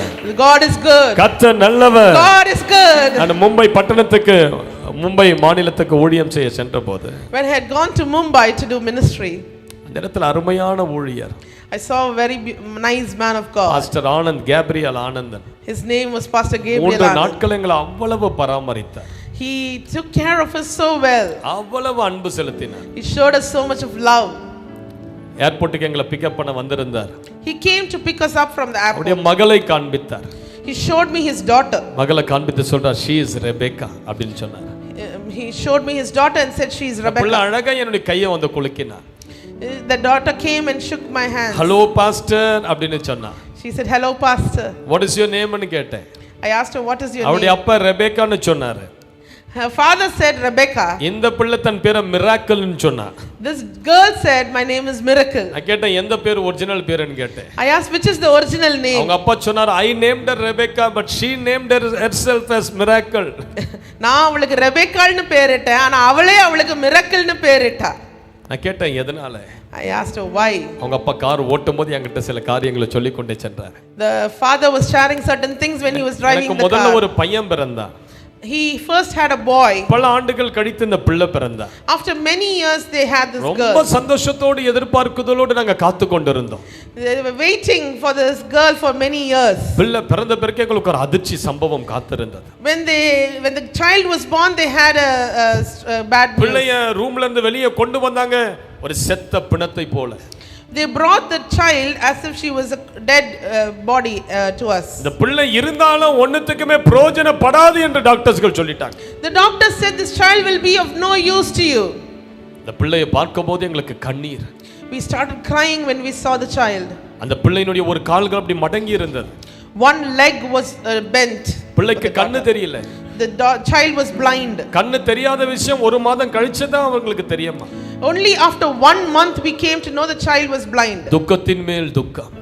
It was problems, worry பிள்ளையை after கொண்டு போய் worry. வென்டிலேட்டர்ல வச்சிட்டாங்க. They took the baby and put the baby in பிள்ளை ventilator. பிழைக்காது sir. They said it's difficult for the baby ஒரு to be சில alive. நாட்களுக்குள்ள பிள்ளை போய்டும்னு சொல்லிட்டாங்க. They said the child may die at any moment. வீட்டுக்கு வந்தார். They came home. கண்ணீரோடு ஆண்டவர் சமூகத்துல மன்றாடினார். They started weeping in the presence of the Lord. நான் என்ன பாவம் செஞ்ச ஆண்டவரே. He asked, "Lord, what sin did I ஏன் இவ்வளவு commit? வேதனைப்படுத்துறீங்க? Why have you troubled me so much?" நான் என்ன அப்படி பாவம் செஞ்சிட்டேன் இவ்வளவு வேதனைக்குள்ள என்ன நடத்துறீங்க? He said, "What great sin have I done that you're making me walk through this?" இதயத்தெல்லாம் கர்த்தர் சமூகத்துல ஊற்றினார். He started pouring out his heart in the presence of the Lord. Hospital போனார். He went to the hospital. டாக்டர்ஸ்களுக்கு ஒரே ஆச்சரியம். The doctors were surprised. பிள்ளை பிழைத்துக் கொண்டது என்று சொன்னார்கள். The doctor said the child has survived. ஆனா 15 நாள்ல பிள்ளைக்கு கால்ல ஒரு ஆபரேஷன் பண்ணினோம்னு சொல்லிட்டாங்க. They said but within 15 days we have to do an operation in the அந்த child's முழங்காலோட legs. சேர்த்து கால் அப்படி மடங்கி இருந்தது. காலை நீட்ட முடியாது. கால் மடங்கி இருந்தது. The leg was bent from the knee and so they had to do an operation. Doctors சொல்லிட்டாங்க கண்டிப்பா அந்த ஆபரேஷனால அதை சரி செய்ய முடியும். Definitely the operation can set this baby right. அப்படி உள்ளமெல்லாம் வேதனையால் நிறைந்தது. He was filled with more worry. ஏன் இந்த பிள்ளைக்கு பிறந்த 15 நாள்லயே இப்படி operation? He was thinking, why is the child going through so much as soon பிள்ளை as he என்ன is அப்படி born? பாவம் செஞ்சு பிறந்தது ஆண்டவரே? What sin did my child do? இரவெல்லாம் அழுதாராம். He cried the whole night. யாருக்கு அழ வராத இருக்கும்? Who will not be able to cry in such a 15 வயது சிறு situation? பிள்ளைக்கு ஆபரேஷன் பண்ணனும்னா எந்த பெற்றோர் சிரிச்சுக்கிட்டு பண்ணுவாங்க? 15 நாட்கள். 15-day-old child had to go through an operation. அவர் சொன்னாரு எவ்வளவு கத்தி அழ முடியுமோ அழுதுட்டேன் பாஸ்டர் அன்னைக்கு night. He said how much ever I could scream and cry. I screamed and cried so much. ஆண்டவரை எவ்வளவு சத்தமா கூப்பிட முடியுமோ கூப்பிட்டுட்டேன். I cried so much and called the Lord with all my might. மறுநாள் operation. The next day was the operation. ஹாஸ்பிடலுக்கு தயாரா போயிட்டேன். I went to the hospital. பிள்ளையை போய் பார்த்தேன். I went and saw the child. ஐசியூல தான் பிள்ளை இருந்தது. The child was in ICU. கால்கள் அப்படி மடங்கி தான் இருந்தது. The legs were bent. சரி ஆபரேஷன் செய்யுங்கள் என்று சொல்லி நான் வெளியே வந்து உட்கார்ந்து கொண்டேன். I said do the operation and I went and sat. 10 நிமிடம் கழித்து டாக்டர்ஸ்கள் வெளியே ஓடி வந்தாங்க.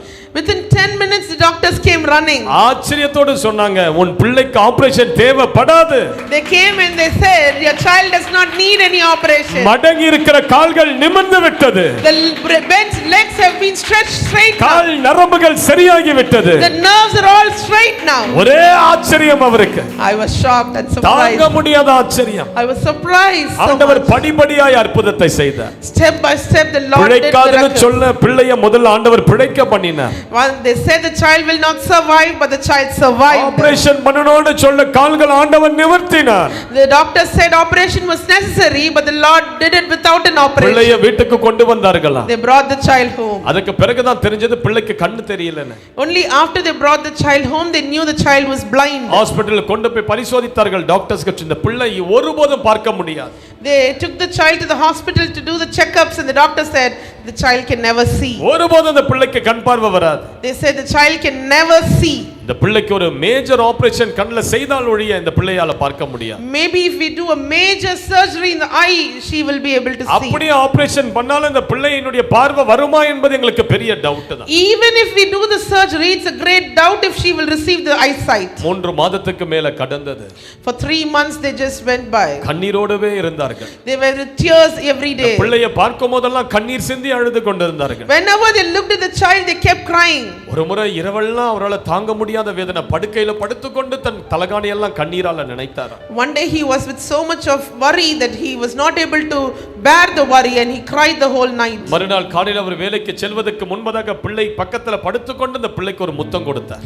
Next day before going to work, he saw the child lying next to him and he kissed the child. தன் கையை அந்த பிள்ளையினுடைய கண்களுக்கு மேல உயர்த்தி அப்படி கையை அசைச்சா எந்த பக்கம் கையை அசைக்குதோ கண் அந்த பக்கம் போகுது.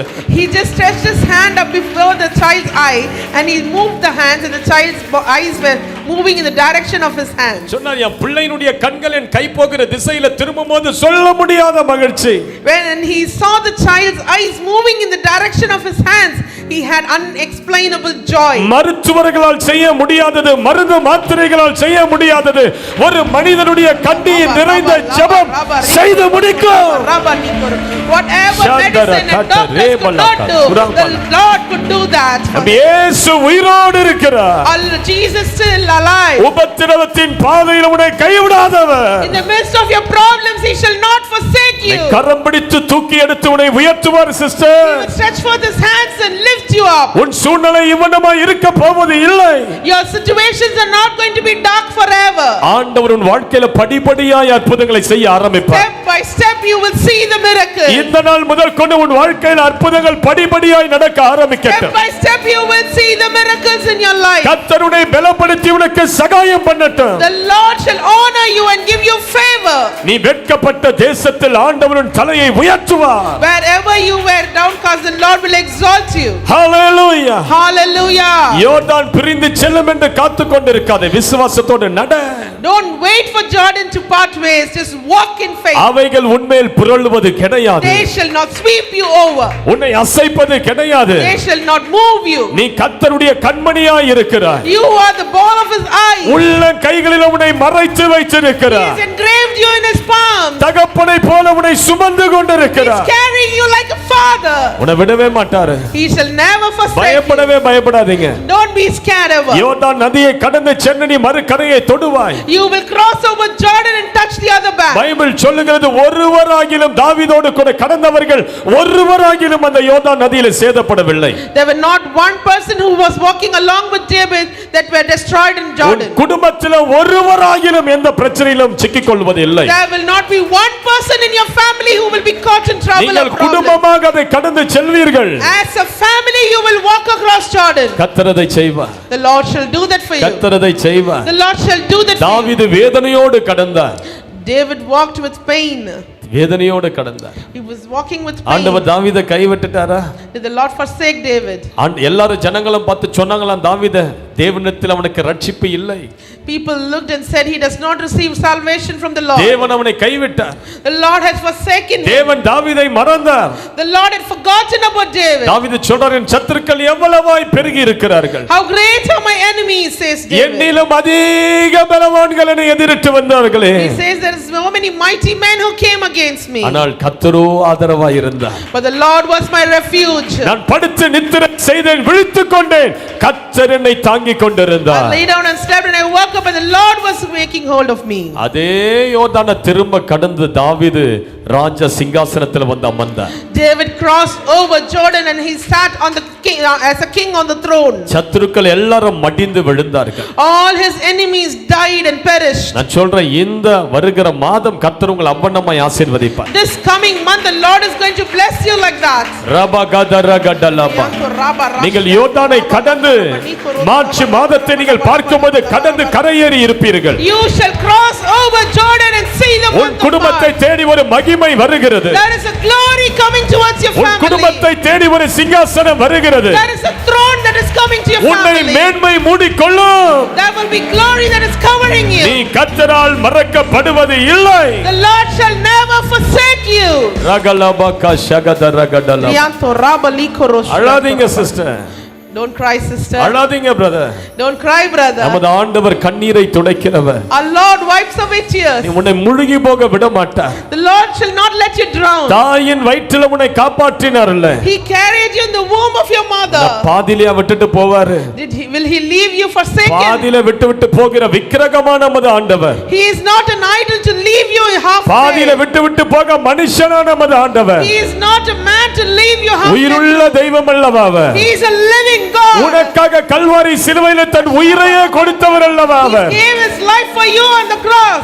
யார் உன்னை கைவிட்டாலும் கைவிடாவிட்டாலும் கர்த்தர் விடவே மாட்டார். Whoever forsakes you or not, the Lord is never going உன்னை to கொண்டு forsake. போய் சேர்க்க வேண்டிய இடத்தில் உன்னை பத்திரமாய் கொண்டு போய் நிறுத்துவார். He shall take you to the place where you are destined to go. கீர்த்தியும் புகழ்ச்சியும் நீ அடையும்படியாய் செய்வார். There will be fame and honor that's coming your way. Hallelujah. Hallelujah. எல்லாரும் எழுந்து நின்று ஜெபிப்போம். ஷக்கர மலக சேட்டே ரமலக துரபல பரபலப ஷேகத்தர மனோ ஹோதர கண்டல லிபரிடன மந்தரோ ஓலமக சேக லிபரி அந்தர லப்ரகட ஷக்கரோ மகசகட்ட. பயப்படாத. இன்றைக்கு ஒரு தீர்மானம் எடுங்க. ஆண்டவரே உமது உடன்படிக்கை பெட்டியை நான் சுமக்க ஆயத்தமா இருக்கிறேன். என்மேல் இயேசுவின் ரத்தம், உமது வார்த்தையை நான் தூக்கி சுமக்க நான் ஒப்பு கொடுக்கிறேன். ஏதாவது ஒரு ஊழியம் செய்ய நான் என்னை ஒப்பு கொடுக்கிறேன். எனக்கு ஏதாவது ஒரு வரமாவது கொடுங்க ஆண்டவரே.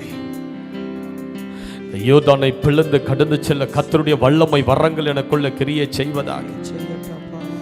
ஷகதரகட தரகட தரகட லபரக துரகட நமலக செட்டே சீகடல மோகோதுர மனக்க சிகிதினி மனிந்தர லோகோதுர கண்டல ரபா.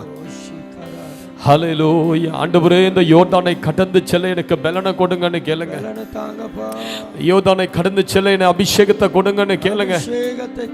இந்த பிரச்சனைகளை நான் கடந்து செல்ல எனக்கு வல்லமை வரங்களை கொடுங்கன்னு கேளுங்க. ஷகத்துரபலபரா. ஜெபிக்க ஆரம்பிங்க, ஜெபிக்க ஆரம்பிங்க. நீ கடக்க ஆரம்பிக்கிறாய், நீ கடக்க ஆரம்பிக்கிறாய். சத்துரு கோட்டுரு மனகடா ரீபன கபலமனோ கோபதர கண்டலபர கண்டலப ரீபகதர கடு துரு குடுன மலபர கதரப ಶೀಗದರ ಬಲನ ಕೋಸರೆ ಕೆಟೆಲೆ ಮಿನಿ ಶತರ ಕೋಟುಲ ಮಿನಿಯಾ ಲೀಬರ ಗಡಾಂತಲಲು ಕೋಚುರ ಕಂಠಲ ಲೇಬರೆ ಗಡನ ಮಂತುಲು. ಜಬಿಂಗ ಜಬಿಂಗ ಜಬಿಂಗ ಜಬಿಂಗ ಜಬಿಂಗ ಶಗದರ ಗಡಲ ಮನ ಕಚುರ ಬಲ ಬರಬ. பயப்படாதே, தண்ணீர் உன்மேல் புரளுவது இல்லை. கர்த்தர் உன்னோடு நடக்கிறார், கர்த்தர் உன்னோடு நடக்கிறார். ஆபத்து நாளிலே கர்த்தர் உனக்கு ஆதரவாய் இருப்பார்.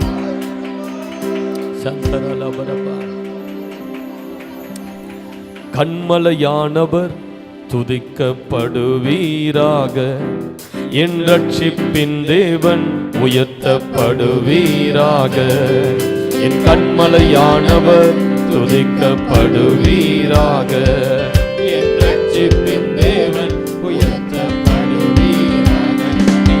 என் கண்மலை, என் கோட்டை, என் ரட்சகர், என் தேவன், நான் நம்பும் துருகம், என் கேடகம், உயர்ந்த அடைக்கலம், ரட்சண்ய கொம்பு.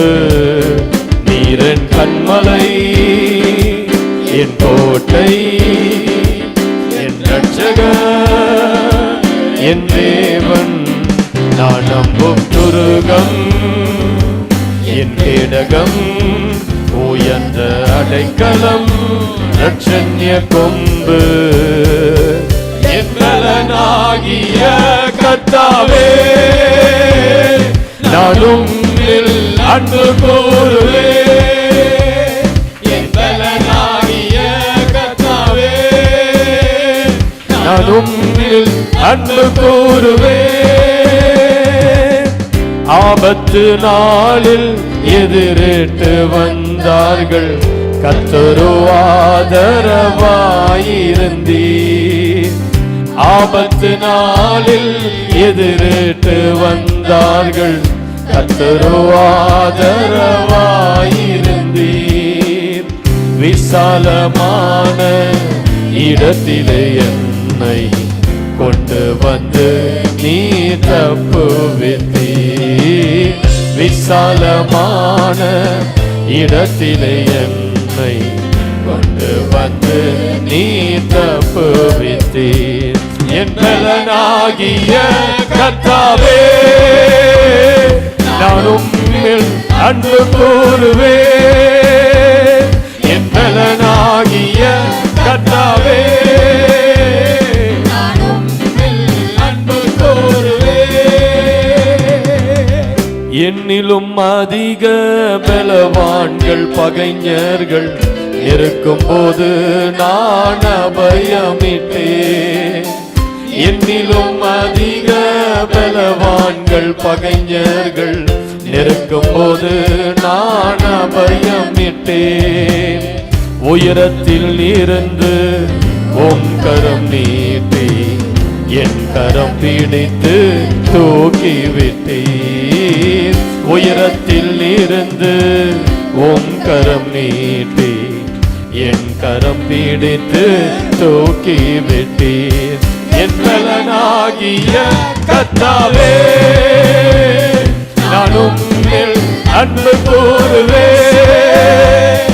என் பலனாகிய கர்த்தாவே, நான் உம்மில் அன்பு கூறுவேன். என் கண்மலையானவர் துதிக்கப்படுவீராக, என் ரட்சிப்பின் தேவன் உயர்த்தப்படுவீராக. என் கண்மலையானவர் துதிக்கப்படுவீராக, என் ரட்சிப்பின் தேவன் உயர்த்தப்படுவீராக. எந்த கண்மலை, என் கோட்டை, என் ரட்சகர், என் தேவன், நான் நம்பும் துருகம், என் கேடகம், உயர்ந்த அடைக்கலம் ரட்சண்ய கொம்பு, நீரன் கண்மலை என் கோட்டை என் ரட்சகர் என் தேவன், நான் நம்பும் துருகம் என் கேடகம், உயர்ந்த அடைக்கலம் ரட்சண்ய கொம்பு, என் பலனாகிய கர்த்தாவே, நான் உம்மில் அன்பு கூறுவேன். என் பலனாகிய கர்த்தாவே, நான் உம்மில் அன்பு கூறுவேன். என் பலனாகிய கர்த்தாவே, அறிக்கையிடுங்க. என் பலனாகிய, பாடும்போதே ஒரு பலன், பாடும்போதே உன் பலவீனத்தில் ஒரு பலன். என் பலனாகிய கர்த்தாவே,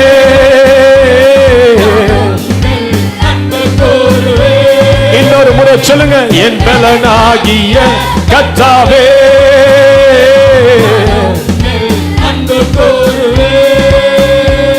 என் கண்மலையானவர் துதிக்கப்படுவீராக, என் ரட்சிப்பின் தேவன் உயர்த்தப்படுவீராக. என் கண்மலையானவர் துதிக்கப்படுவீராக, என் ரட்சிப்பின் தேவன் உயர்த்தப்படுவீராக. கைகளை உயர்த்தி, என்னிலும் அதிக பலவான்கள் பகைஞர்கள் நெருக்கும் போது நான் அபயமிட்டேன். ஒன்றிலும் அதிக பலவான்களைப் போல பிரச்சனைகள் உன்னை நெருக்குகிறதோ, பகைஞர்கள் உன்னை நெருக்குகிறார்களோ, பயப்படாதீங்க. கர்த்தர் நோக்கி அபயம் எடுங்க. ஆண்டவரேன்னு கூப்பிடுங்க, இயேசுவேன்னு கூப்பிடுங்க. இந்த யோர்தானை கடக்க எனக்கு உதவி செய்யுங்கன்னு சொல்லுங்க. என்னை நெருக்குகிறார்கள், நான் உம்மை நோக்கி அபயம் எடுக்கிறேன். எனக்கு வேற வழி தெரியல ஆண்டவரே, போகிற பாதை எனக்கு தெரியல ஆண்டவரே, நான் என்ன செய்ய போறேன்னு எனக்கு தெரியல, ஒரே குழப்பமா இருக்குது. ஆனா நான் உம்மை நோக்கி கூப்பிடுகிறேன், கர்த்தரை நோக்கி கூப்பிடுகிறேன். ஆபத்து காலத்தில் உம்மை நோக்கி நான் கூப்பிடுகிறேன். உமது நாமத்தை நோக்கி அபயம் எடுக்கிறேன், அபயம் எடுக்கிறேன். உமது நாமத்தை நோக்கி கெஞ்சி கூப்பிடுகிறேன். எனக்கு ஆதரவாய் வந்து இறங்கு, என் கால்களை பலப்படுத்து, மான் கால்களை போல மாற்று. காண்டாமிருகத்துக்கு வச்ச பலனை எனக்கு தாரு. இந்த பிரச்சனைகளை தாண்டி நான் கரையேறுவேன். கர்த்தரோடு இருக்கிறார், அவர் என்னை விட்டு விலகுவதும் இல்லை, உன்னை கைவிடுவதும் இல்லை. சொல்லுங்க, அவர் என்னை கைவிடுவது இல்லை, கைவிடுவது இல்லை, கைவிடுவது இல்லை. கர்த்தர் நிச்சயமா உனக்கு ஜெயத்தை கட்டளை இடுவார், உனக்கு வெற்றியை கட்டளை இடுவார். உனக்கு முன்பதாக ஓடுகிற அந்த மரண நதி பிளக்கிறது, வழி விடுகிறது. வெட்டான் தரையில் நடந்து செல்லுவாய். நல்ல நல்ல கைகளை தட்டி கர்த்தரை மகிமை படுத்து, கர்த்தரை மகிமை படுத்து. வழி விலகுகிறது, பாதைகள் திறக்கிறது, உன் வருமானத்துக்கான வாசல்கள் திறக்கிறது. வழி வாசல்கள் திறக்கிறது. இதோ கதவுகளை கர்த்தர் உடைக்கிறார், இரும்பு ஜால்பால்களை உடைக்கிறார், முறிக்கப்படுகிறது, வாசல்கள் திறக்கப்படுகிறது. இதோ உனக்கு முன்பதாக ஒரு சிறந்த வாசலை வைக்கிறேன், அதை ஒருவனும் பூட்டுவது இல்லை, பூட்ட முடியாது. கடந்து செல் மகளே. உன்மேல் கர்த்தருடைய மகிமை இறங்குகிறது, வல்லமை இறங்குகிறது, கர்த்தருடைய பலப்படுத்துகிறார். இப்பொழுது இருக்கிறதை பார்க்கிலும் 1000 மடங்கு நீ பெருகுவாய், கோடா கோடியாய் நீ பெருகுவாய்.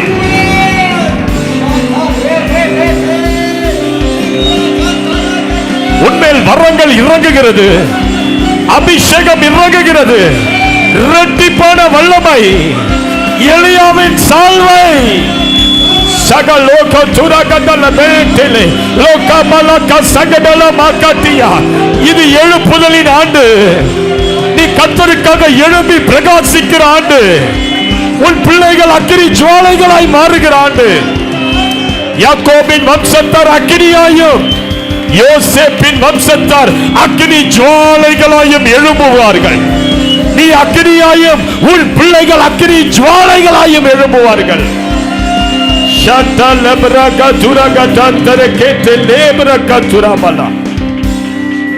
Thank you Lord. Thank you Lord.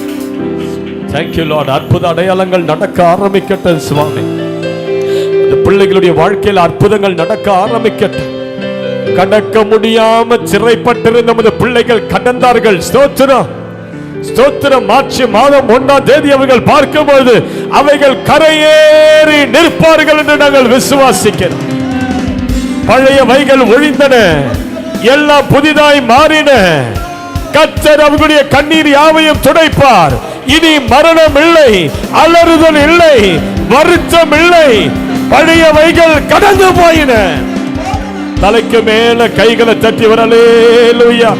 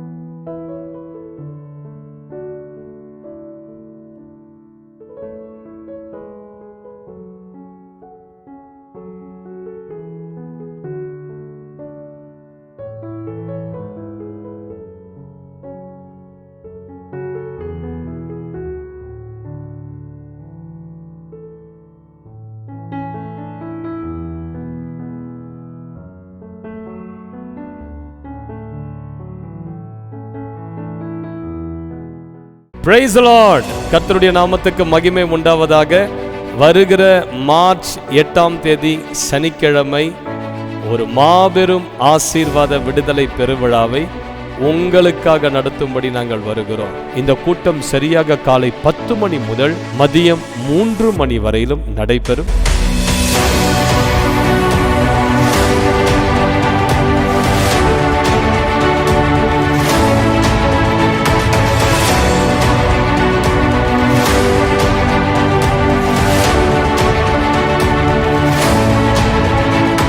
என்னுடைய மகன் வந்துட்டு மைண்டே பாதிக்கப்பட்டு வெளியில் வராமல் ரூம்குள்ளேயே அடைஞ்சு கிடந்தான். ஒரு பைத்தியத்தன்மை இருந்துச்சு. டெலிவரன்ஸ் ப்ரேயரில் கலந்துக்கிட்டோம். ஆண்டவர் வந்து அந்த கட்டுகளில் இருந்து விடுவித்தார். என்னுடைய மகனுக்கு வந்துக்கிட்டு நல்ல ஒரு தெளிவு வந்துச்சு மைண்டில். 4 வருஷம் அந்த வேலையை விட்டு வீட்டில் இருந்தவன் வேற ஒரு புதிய வேலை கிடைத்து இந்த நாட்களில் வந்து அவன் வேலைக்கு போய்கிட்டு இருக்கான்.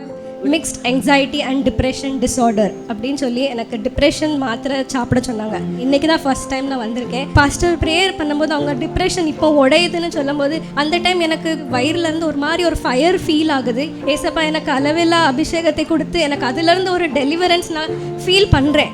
டெலிவரன்ஸ் கொடுத்த ஜீசஸ்க்கு ரொம்ப நன்றி. இந்த லெஃப்ட் ஹேண்ட் வந்து எனக்கு பின்னாடி தூக்க முடியாதுங்க. யூடியூப்பில் ஈவில் ஆல்டர்ஸ் பற்றி பாஸ்டர் பேசினதை பார்த்துட்டு இருந்தோங்க.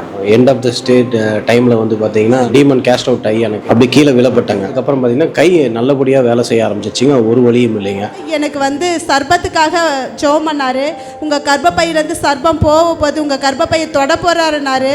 அப்போ வந்து நான் ஜெபிக்கும் போது என்னை மீறி தானாக வாந்தி வந்துடுச்சு. கர்த்தர் அந்த சர்பத்தை வெளியே எடுத்துட்டாரு. கர்த்தருக்கு கொடான கொடி நன்றி. இந்த கூட்டம் நடைபெறக்கூடிய இடம் Nazareth college of arts and science auditorium, Kannadapalayam, Avadi, Chennai. இந்த கூட்டத்தின் முடிவில் உங்கள் ஒவ்வொருவருக்காகவும் தனிப்பட்ட விதத்தில் விடுதலைக்காக, சுகத்திற்காக ஜெபங்கள் ஏறெடுக்கப்படும். ஆனால் ஒரு கண்டிஷன், இந்த கூட்டத்திற்கு நாங்கள் 500 பேர் மாத்திரமே எதிர்பார்க்கிறபடியால நீங்கள் முன்பதிவு செய்ய வேண்டியது அவசியம். இலவச பதிவு தான். இதோ நீங்கள் பார்க்கிற இந்த வீடியோவுக்கு கீழாக டிஸ்கிரிப்ஷன்ல ஒரு லிங்க் ஒன்றை கொடுத்திருக்கிறோம். அந்த லிங்கை கிளிக் செய்து உங்கள் பெயர், முகவரி, உங்களுடைய தொலைபேசி எண், எத்தனை பேர் வரப்போறீங்க என்பதனை பதிவுபடுத்திக் கொள்ளுங்கள். மேலும் விவரங்களுக்கு இந்த எண்களை நீங்கள் தொடர்பு கொள்ளலாம். கர்த்தர் உங்கள் வாழ்க்கையில மாபெரும் காரியத்தை செய்வார். எதிர்பார்ப்போடு வாங்க. God bless you.